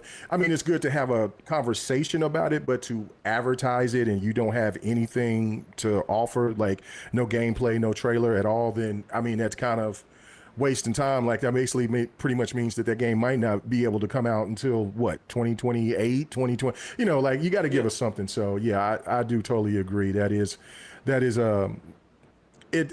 I won't go and say it's a fail from my point of view, but I do look at it as just pretty much a waste of time because it's going to go through one ear and out the other. There's so many games out there. This game is not going to stick in somebody's craw unless they were a huge Echo the Dolphin fan, and most people aren't as old as some of us on this panel, so so they don't even know what the hell Echo the Dolphin is. So yeah, that's kind of crazy. Yeah, and the last time I played the Echo of the Dolphin game was on the Sega Genesis. And thing about it is, I was a little kid now. You heard me? I was a little bitty, dang near baby. You feel what I'm saying? When I played that joint, you feel me? So, right now, for them just showing the title, I have no interest in it until they show me otherwise, right? But it's a good thing that we're getting to see Echo the Dolphin, seeing the Jet Set Radios, the new Crazy Taxis, stuff in that realm, because like Sega is making its return and doing this due diligence of what we as gamers want from back in the day. Don't forget Shinobi. Shinobi is absolute flame. Yeah, that's fine. Flames. That game is a great game. That game is trash. Man, it shocked the hell out of me how good it was. I was thinking, I thought it was going to be garbage, but it was really good. But think about it is though, if you look at the Shinobi Art of Vengeance, right? And everybody know I'm joking. I love the game. I beat the game, the DLC and all that. But I feel like that game is more of a hidden gem now because it's not overrated at all whatsoever. It's just more of a hidden gem. You know what I'm saying? That people need to gravitate to because it's got great combat, a great story, great upgrading skills and ability skills that you get in the game. And you can get that dark sword. If y'all not familiar with that dark sword, go get that dark sword. It hype up the attack powers even more, the whole nine. I love everything about that game to the highest caliber. I'm just waiting to see what's next from Sega, because Sega and Capcom has been the two publishers that's been hitting on some proper, like, you know what I mean? So I'm definitely excited for what's to come with those two companies. You know what I'm saying? It's like if you look at Sony and Sony, they need to take notes of what Capcom and what Sega's doing. Microsoft is stepping up and they're doing way better than what they have been. Nintendo has just been playing it safe, and they need to just go ahead and take risk. That's just my personal opinion. That's just me. But I was going to say another up and coming studio is Pearl Abyss. Desert? And they also did Black Desert, and they're going to be making. I don't know if y'all remember the game Doki V. My brother told me about that. It's a wild looking game with these kids, and I'm like, is that even going to be real? Like, this looks too insane. But it was the same thing I felt about Crimson Desert. So now since playing Crimson Desert, I'm like, oh hell, they can definitely do this. So don't sleep on Pearl Abyss. They're that new up and coming studio that's trying to take charge right now too. Oh yeah, because if people may not be familiar with them, they did Black Desert a while back. They did so. Yeah, you on the money with that one though, Mega, for sure. That's Figgity Facts, no fiction, man. But let me ask you this: how y'all feel about Splatoon Raiders coming on the Switch to July 23rd, and not only that, as a single player game? I mean, it's good for a change because like the first two is just like or just multiplayer only. It's like it's Mhm. good that you can play against others, but after a while it gets boring. But then the third one, I think they added like a story mode to it just to switch things up. And now Yep. this one's going to be single player. Oh yeah, that's like I was like, I'll give it a try to see how it is. Just give Oh my yeah. 2 cents. I'm just gonna go in blind. I'm not gonna sit there and trash it. Without even picking up the controller yet. I'm not going off anybody else's review. I want to go in with a fresh pair of eyes. Get my No, 2 cents facts. on it, just to Facts. see Facts. how it plays. But well, yeah, but like I said, I mean, it's like I like those characters, especially racing them in the Mario Kart games. But seeing them in their own world, like shooting with all that paint around, that's something like my daughter and I can play together. Figure the Just facts to just fiction. the gameplay mechanics. But Mhm. I'm interested to see how it is come July. Of course, April's almost over, so that's pretty much on on its way. It'd be here before you know it. But uh, what about you, Kmega? Just tag in. Yeah, no. I mean, like, what I'm saying, it's this. I have never played Splatoon. It's not like it looks like a fun game, but I mean, my shooters is Halo, Call of Duty, Battlefield. You know what I'm saying? So like, I mean, I got too many other games to be playing. So, but this does look very interesting. I think that this really smart move by Nintendo to implement just a single player, because there are a lot of gamers that just want to have a single player experience and not have to deal with multiplayer and have to deal with sweaties and stuff like that. So I Yeah. think it's a good look, and it also brings another variance to the Splatoon universe that that will intrigue other players. I mean, it looked really fun. I mean, I'd play it for sure. So for what the trailer that I seen. So yeah, no, I Yeah. think it's a good look, and it just adds more to the universe, to the Splatoon universe. Yeah. That's facts. I'd rather play that than Pokemon. That, I that, agree with you. I agree with I you would I, because I would agree with you. Yeah, on that. I, yeah, ra- Yeah. because I mean, think about it. Out of Nintendo, the other three kings: your Mario's, your Zeldas, and your Pokemons. Mhm. yeah. Yeah. But I feel like Pokemon's overrated. I want to be the very best that no one ever was. Like, Hey, come on. listen, that's this man saying that. I don't want no Pokemon fans jumping on my back or hitting me No, up. I ain't say no, that. I ain't trying to get all that heat. I ain't trying to get that heat. Hey, But them hey, Pokemon folk are crazy, bro. hey, Yes. hey, look, I'm used to it, bro. I'm used to it. Man. They threaten to send Pokeballs to my mailbox and all that. I'm used to that, man. All Okay. right, Logan Paul. They gonna catch you. Somebody gonna catch you. Is that what they saying? Oh man. Catch you slipping. You're They- right. I don't duck the smoke, so ain't bother me nothing. No, no, I'm joking. I don't want no smoke, man. With people, man, I'm cool. You heard me? I'm cool. But nah, but anywho, man, let's talk about Assassin's Creed Black Flag Resynced, man. Man, boy. All right. So, I'm gonna go first with this one. So, I streamed it last week, matter of fact, and I've seen some things that they've done that is very intriguing. So I did play and beat Assassin's Creed Black Flag for the 360 years ago, right? Uh-huh. Mhm. So from what I'm seeing, they made a lot of dramatic changes within the game. The gameplay itself, you can see the parkour is stepped up to a whole nother level. You can see, you could tell it has a slight bit of rough around the edges on certain areas, so they still polishing the game so they can make it better. So that's obvious. That's what they doing within the game. You can tell graphically it's amazing. They added dynamic weather within the game. You could see how the mechanics is being on the boat. They up that up. The sword fighting mechanics. But what I also noticed is too, they're not making it like how the original Assassin's Creed 4 is, where you switch between time zones. So you're just straight into the game as you're playing as Edward. You feel me? Hmm. So That's good. I'm definitely excited about the game. I'm waiting, to hear back from Ubisoft. You know, what I'm saying, to put the gamer section on the list to get to review that game for y'all, so we can play and review that game for y'all. Give y'all a fire review. You play that game and beat it, and give y'all the essence of the game. You get what I'm saying? But I'm definitely excited, man. I want to see more gameplay. It's just like when I seen the gameplay, I was like, man, I didn't want the gameplay to go. I wanted to see more. and it's exciting because we're getting the essence of what made Assassin's Creed fire back in the day. And honestly, Black Flag was one of the best Assassin's Creed that they ever put out besides Origins, and two. But what about you, Meg? What are your thoughts about that? All right, so I'm a late bloomer to the Assassin's Creed Wait, what? universe. Wait, I'm, what? I'm a late bloomer. I didn't. I bought the first Assassin's Creed and I hated it, and I gave it to my homeboy. I was like, and he beat it. He loved it. I give you And that. I said, and so I hated it. My ADD was tripping. Like I was like, man, do I gotta take a horse ride all the way back to do that? And then I got bored with that. And so I never played another Assassin's Creed until Syndicate. Yeah. And I bought Unity, but Unity was trash on the 360. So I just held on to it and never played it. So then Syndicate was the very first time that I played Assassin's Creed, fell in love with it, and then Origins dropped, and then I was all in love with it. So I went backwards, beat Unity, played 3, still haven't beat 3, but probably like maybe 20% in 3, and I have not played Black Flag, and a lot of people jumped on me about it because they say that is the best Assassin's Creed out there, next to, like you said, 2. And so I am intrigued. I do own it. I was planning on jumping in and trying to play it. I bought the PC version for it.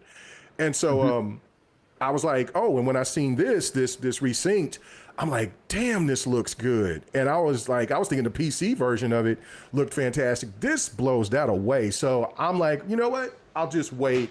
And just like you, I'm going to most likely stream it because everybody tells me that this is to them the best Assassin's Creed. I myself personally feels Origin is absolutely top notch to me. Yes. But again, I haven't beat 2 or Black Flag to find out, but we will find out. But it does look absolutely intriguing, and it looks fantastic. It looks exciting. It got me excited. Like I was like, oh shit, you could swim in this game?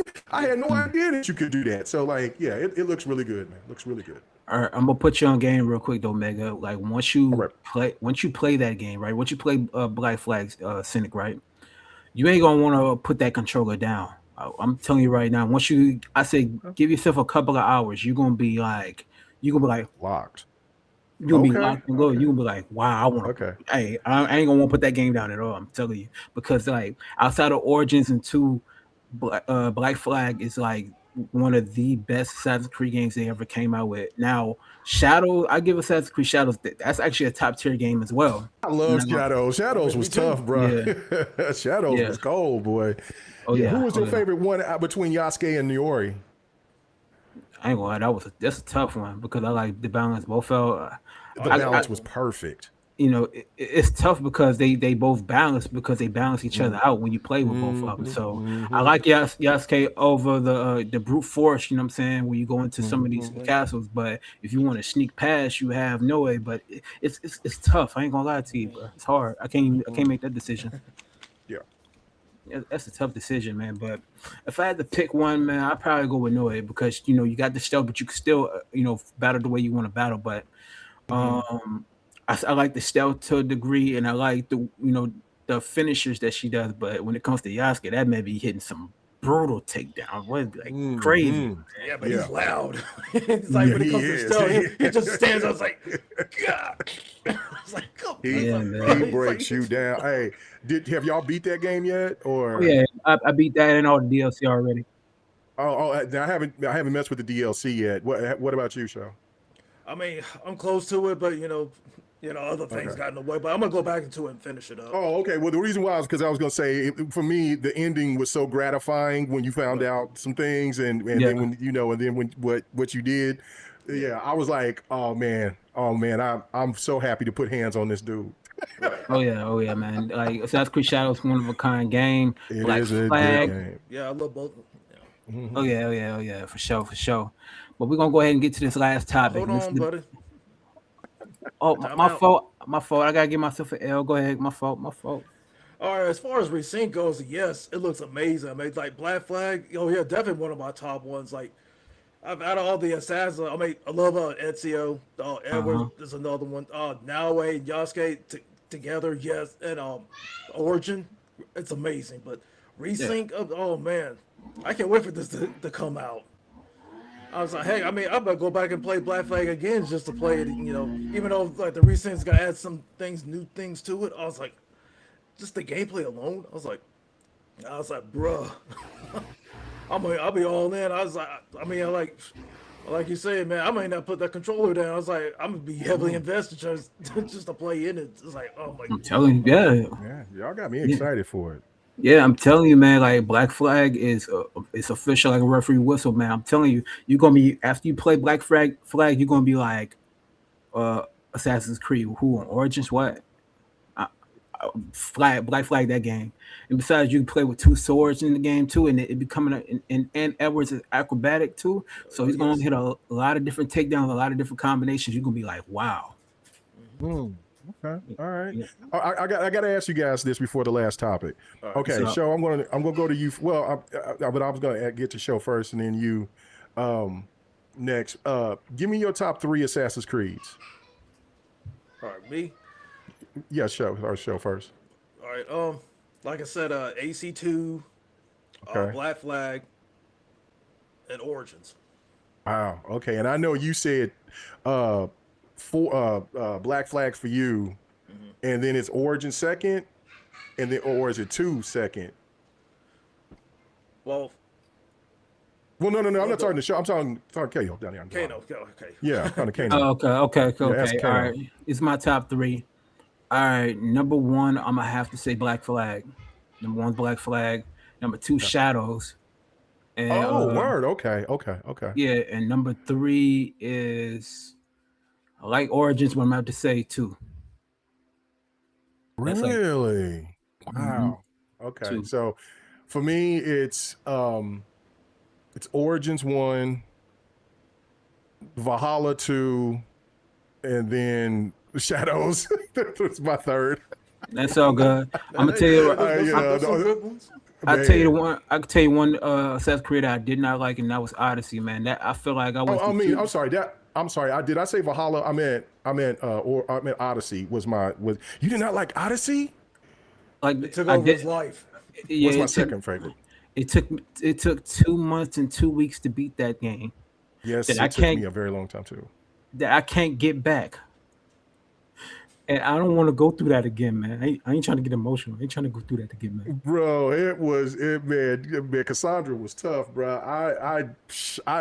Man, I don't know. And I liked Valhalla too. I thought Valhalla was Yeah. cool. Now I did not like the last DLC in Valhalla, but hey, man, I enjoyed the open world Assassin's Creed. But I see the appeal for the for the old school versions of it. I see nobody didn't bring up the one that went back Mirage. to the old school with Basim. Yeah, Mirage. I didn't see nobody bring up a Mirage, but It was cool, but it was like very, very short. You could beat that in probably 2 sittings. okay. You beat that in 2 sittings. Yeah, It's short. that's more of an honorable mention. Yeah, it's not a bad game, but it's. I'll just say it like this here: you could just beat it in like 2 sittings. That's the best way I could describe it. And speaking of Shinobi, we have the gameplay footage playing right now as we talking on the podcast right now. So yeah, Awesome. Right. yeah. But anywho, let's go ahead and get to the final topic of the night, man. We're gonna talk about Xbox for the rest of this podcast. So to people that don't know, even though we're all multi-platform gamers, but we prefer Xbox as our console of choice. We know. So we're gonna talk about some stuff that has been going on this past week, matter of fact, and Asha, what she's been doing, and the Game Pass tiers. Game Pass is going down, the custom tiers, and the thing of exclusivity making its resurgence. Now, from what I do know, and this is me being real, they talking about we are Xbox. Xbox is back, but ladies and gentlemen, boys and girls, children of all ages, Xbox never left. Yep. That's figgity facts, no fiction. Everybody thinking Xbox is going. No, Xbox never left. The thing about it is, there was some stuff that a lot of people didn't like. I'm gonna be honest with you, there's some stuff I didn't like, but it seems like, I'm not gonna put the blame on Phil Spencer and Sarah Bonds. I'm just gonna look at it in a sense of what's the best way I could say it? I feel like Sarah Bonds was the scapegoat. That's how I feel. You feel what I'm saying? She's the scapegoat. But I feel like the higher ups didn't realize what they had, and now they're starting to open their eyes and seeing what they have. And they have a gold mine of franchises. That's figgity facts, no fiction.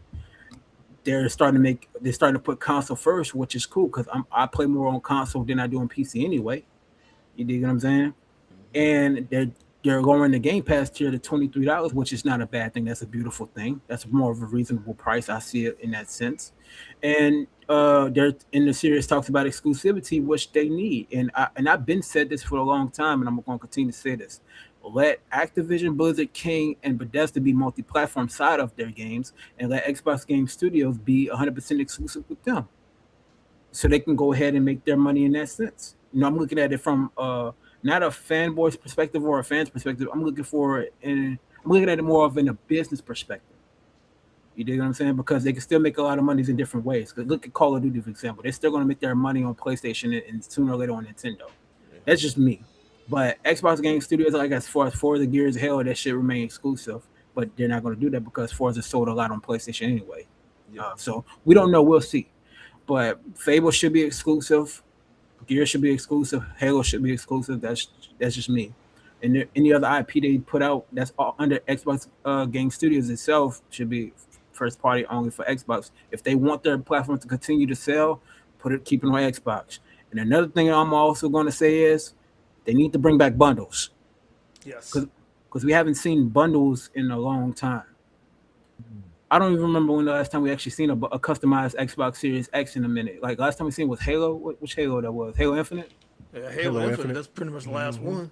Yeah, so I feel like bundles need to make its return because that will help out a lot. We be seeing custom controllers, make custom consoles. That will do wonders and put it together in that sense. But I'm excited about what Microsoft is doing. I'm happy Asha is making them changes. I'm seeing a lot of new features that's been updated since I'm in the Xbox Insider program, and the future is very bright for Xbox. I'm happy. I'm excited. I can't wait for the Xbox Game Showcase. That's just my personal opinion. So what about you, Sinister? I mean, yeah, it's like I'm glad the price of Game Pass has got cut by $7, so no longer 30, you just pay 23. Yep. People's like, I know some people complaining that Call of Duty is not gonna be day one. It's gonna be added to Game Pass a year after. It's like that's not gonna bother me as much. It's not gonna bother me much. I'm not gonna cry ocean over it. I was like, anybody's crying ocean over, get over it. It's not going anywhere. Be added next year. Exactly. So anyway, I like all the changes that she made. Because they want to put the focus on the gamers first and bring exclusives back. So, Microsoft Gaming, no more. It's like they killed that. So I say, hey, nope, we're just going right back to Xbox. We're going right back to our roots, where it needs to be. Trying to get back to where it's like you said, it never left. It just got buried under some BS. But anyways, just want to get back to where it is. Bring it back to have it focus on the gamers. Because hey, listen to if you listen to us, fans, not fanboys. You listen to the fans. Like, hey, here are feedback. Hey, that way you can take all that consideration and bring out some quality games and make it exclusive to Xbox and PC. So that'd be great. Yeah, the ABK deals, keep those multiplats. So that way, hey, you're still gonna get your money back on investments. I think that's pretty much hurt Xbox. I mean, yeah. I know they took everything they could just to block that deal and all that, even though they succeeded. But at the same time, it's like, think about it. What happened? They had to lay off a lot of people. Studios had to be closed. I mean, I can go on all that stuff because hey, they're trying to pay off that debt. But now that Asha's here, it's like, hey, she's here just to make all these changes. Like, hey, and right now, here's the thing. There was some out there they wanted to fail. It's like, oh, they're just gonna set her up to fail. It's like, how do you know? She ain't had a chance to get her feet wet to get started. And look at the changes she's made right now. The price of Game Pass is lowered by $7. That's exactly. one. And then bringing back the exclusives, that'd be great. That'd be another thing. As like I said, she's talking through her actions and stuff like that. And of course, we spoke about it. The moment she got in there, it's like, hey, we want to give her a chance to see what she can do. It's like, let her actions speak for herself. Yeah, the thing about it was, I wasn't like, okay, counting her out. You know what I mean? I was more optimistic. I didn't count her out either. I just wanted to see what she can do. Yeah. I was optimistic. I wanted to see what she could do, and she just for the 60-some days that she's been in, she's been making drastic changes, and everything has been in up and up. You know what I'm saying? I'm never going to discredit what Phil Spencer has done for Xbox because they, Same thing. Like, yeah, him and Sarah. It's like, they done I some mean, think things. about it. It's like, think about it. He took over where, where Don Matrick fell off. Like, Yeah. he had to clean up his mess. Then he started expanding. Like, oh, look all the expansion that Phil's done over the years. Hmm. Up until up until his retirement and up until Sarah Bond left. But still, like, Asha should just come in there and just like boom, boom, boom. Yeah. Just like just knocking it out of the park. So basically, yeah, she's doing great things right now. So, Hmm. man, what about you, Mega? Man, listen, I agree 100%. When they first got her, I was cautiously optimistic because when you was reading about her background behind, like she worked for AI companies, and then you seen that Satya was bringing up, about AI and the push for it, and don't call it AI slop and all that garbage. I was nervous about, like, please don't push that narrative on us after now, a lot of people, having the problems that they are with people losing their jobs behind AI, all this stuff. This is just not a good look. So I was nervous about her. Like I said, optimistic, but cautiously. But then, like, she started to talk, she's bringing things, and I'm like, she's sounding good. But it was just like what I explained to anybody was basically, we're not going to know where her full itinerary is going to be until like about a year from now. But she's moving pretty quick, so I am pleased about that. But I totally agree with what you were saying before, Kano, was that Sarah Bond was becoming a scapegoat, and I'm like, for what? Like, I mean, she wasn't the main boss. Phil Spencer was, and on top of that, it was the panel that I called the Four Horsemen of Death that was like, where is my money? You know what I'm saying? Like, we paid to get Activision. Now, where is my money? So Sarah had to answer to Phil. Phil had to answer to the board, and that's where that situation gets. So they had to make moves and adjustments. But to try to discredit Phil or Sarah. And Matt Booty as well, because he's a part of that team as well, for all the things that they've done during, like you said, Sinister, about cleaning up Don Matrick's mess.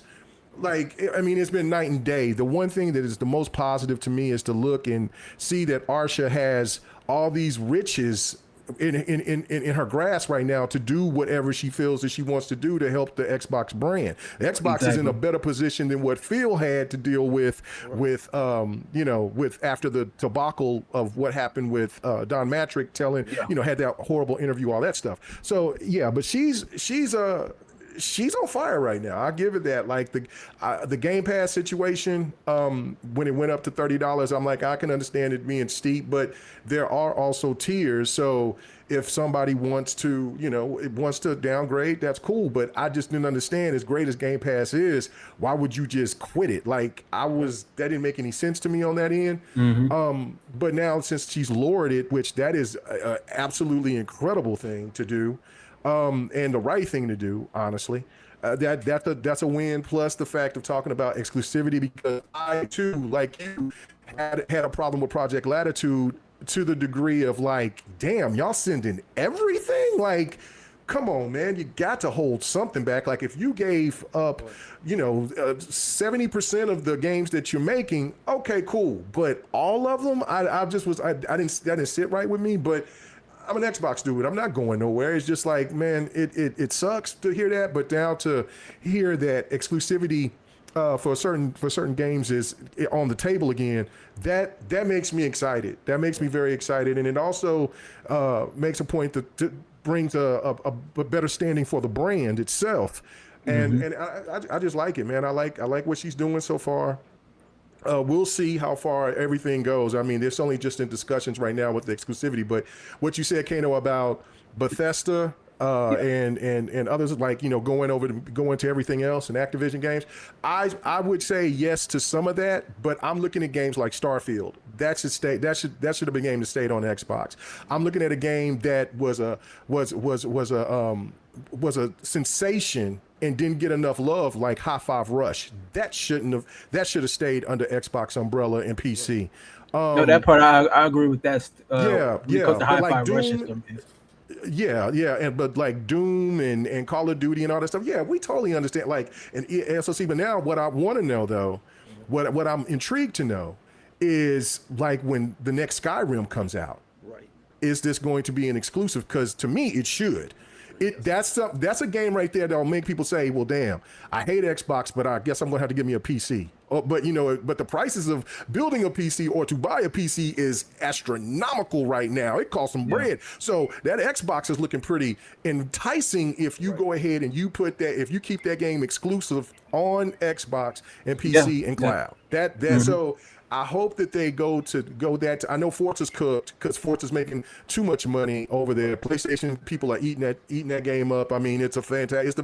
It's the best racer. I love Gran Turismo, but I mean, let's just be frank. You know what I'm saying? Forza is the standard now. So that's gone. But hell no, there should not. Halo, Gears, and Fable should never be on a PlayStation or a Nintendo console, in my opinion, if we're not getting the same, if we're not getting a God of War or Uncharted or Horizon Zero Dawn or some Mario or something like that. Like until we get into that place to where everybody is saying exclusives are unsustainable, then I think exclusives should be sustainable to a degree. I agree. I agree 100% on that one, man. Kmega made a valid point on what he just said. That's figgity fact, no fiction, man. Yeah, because you got to think about it. It's like, I mean, like ever since like PlayStation, though, they pulled out their PC report, so now they're competing against Steam. It's like, it's like, why should we put our first party games on Steam? That's like, hey, we see them as competition. So now don't even think about looking for Wolverine or Soros or Ghost of Yote on Steam or Epic Game Store. It's like, hey, those are competition. So nope, we're locking those in. If they want to do something, put Wolverine and the original Spider-Man's on Xbox as well. You know what I'm saying? Put that down. Yeah, those games would rake. And see, that's the thing right there that pisses me off about PlayStation is that like they'll play coy and they'll, I guess so much I'll be more pissed off at Xbox because they'll play while PlayStation plays aggressive and do the things like Xbox is over here doing the kumbaya stuff where you got people at Halo Studios wearing a PlayStation shirt. Anytime, even when there's games that's like Helldivers 2 or some other games that comes from PlayStation over to Xbox, they just announce that shit and keep it pushing. They don't wear Xbox shirts. They don't get out and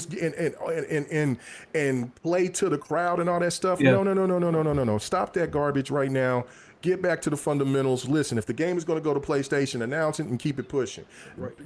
I love the slogan and all that about we are Xbox, all that. Show it. We need better advertising as well. You know what I noticed too, though, because I did stream the Idea Xbox showcase, right? From what I've actually noticed within that showcase, they didn't show anything like PlayStation logos or anything of that nature.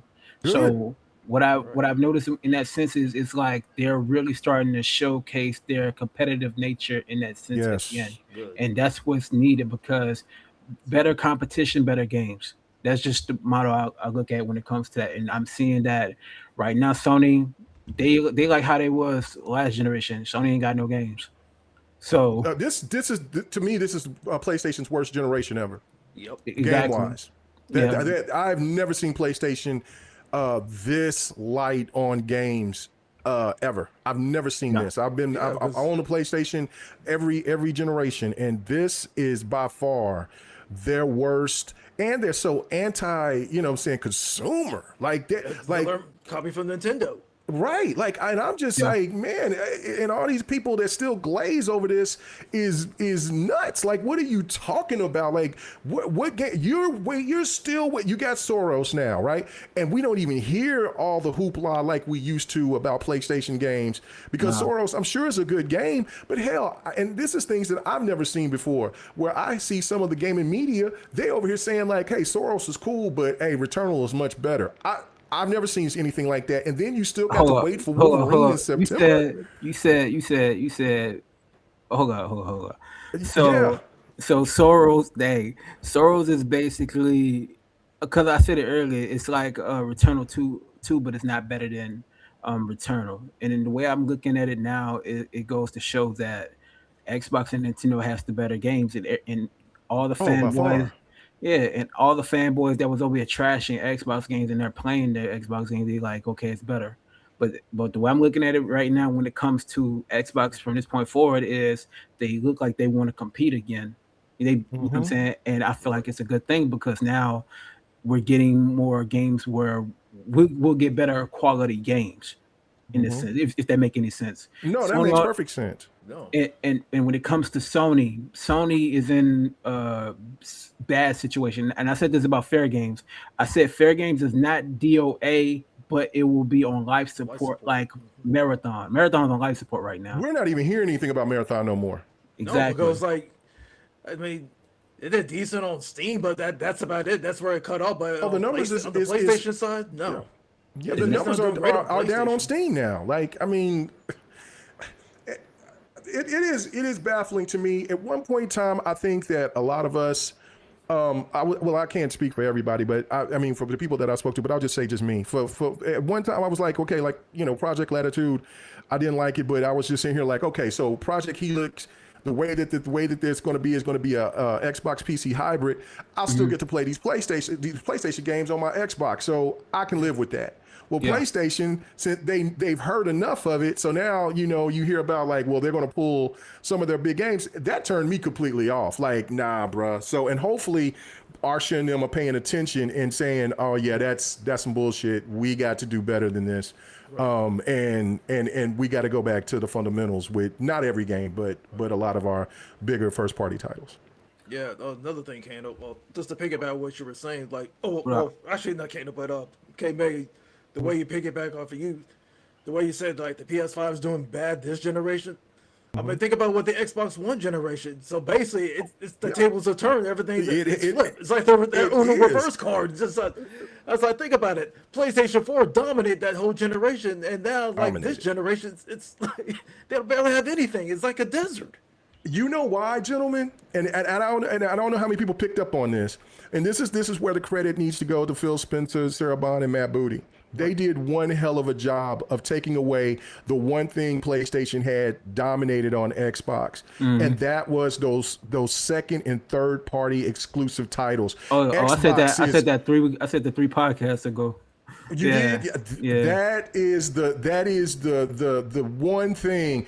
I'm sitting here and I was going through the store this about like 2 months ago, and there was this one particular game from over, Eastern game, and I was like, what? This is on Xbox? Like, I couldn't believe it, and so it starts with a Y. Yieldling, I bought it just because I was like, yo, this game would have been a PlayStation exclusive last gen.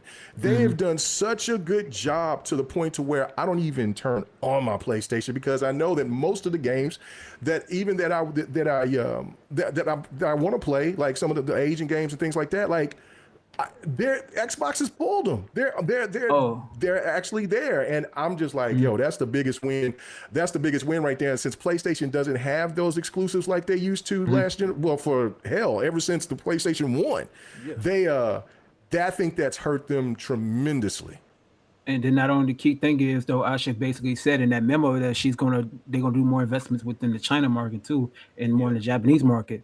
So, well, mainly more in the Chinese market. So, because you know how Sony has the China Hero project, so they're gonna end up competing in that space of the China games out there too. Because people don't understand though, man. Like I heard people talking about Jap crap or whatever, but them Chinese games and the Japanese games, they actually fire. Yeah, those same people that were saying that bullshit back then, they're now screaming holy Sony, and that's an Asian company. You know what I'm saying? That's a Japanese company. Yeah. It's a Japanese company, bro. Like, what are we doing? And so like I always fought against that.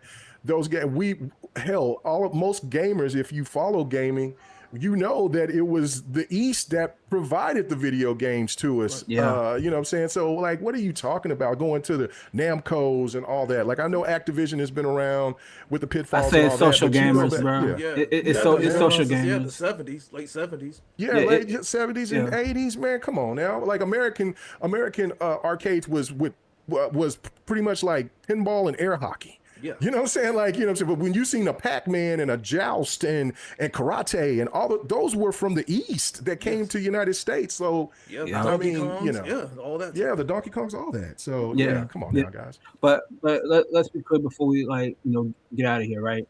Xbox has made a lot of drastic changes ever since Asha had made her presence felt. It's about over 60 days now. And I feel like it's only gonna get better from there because she's there, she's learning and she's looking at the data.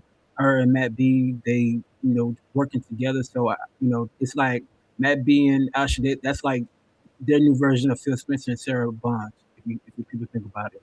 And Mhm. games that we're going to see in June, because I'm going to be streaming the Xbox Game Showcase.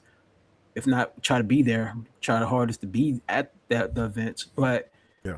Okay. if not, I'm gonna be streaming it, and I'm going to give my honest perception of it. And I think the games that they're going to show is going to be worthwhile. But like I told y'all, when I did stream the Idea Xbox event, all I saw was nothing but Xbox stuff. They didn't put no PlayStation 5 sound or nothing like that, and it showed me that they're going back to the competition of PlayStation. And PlayStation want to try to do them deals, them third party deals to make their games exclusives, but it seems like it's not working in their favor because I said this earlier in the podcast. This is before you came in, Mega. I said that when it comes to PlayStation, in this sense, you dig what I'm saying? Uh, PlayStation, the exclusive and stuff like that, it exposed what type of gamers that are actually on PlayStation. You dig? And when you look at Xbox has a variety of gamers there, and the same thing with Nintendo to a degree, and same thing with PC. But when it comes to PlayStation, and then when it comes to them like in the games, and then when they release the multi-platform on multiplayer games, you can tell it's not selling well, and it shows that super casual gamers really are the ones that bought the PS5. And if you look at what's going on right now with Xbox is in they're going to be more in a dominant position. And I see what game you're talking about, Mega. That Yeah, game, that's the game I'm talking about. Yeah, don't yeah, I start know with a what Y. game. Yeah. I don't know how to pronounce that game, but I was like, what? This is on Xbox?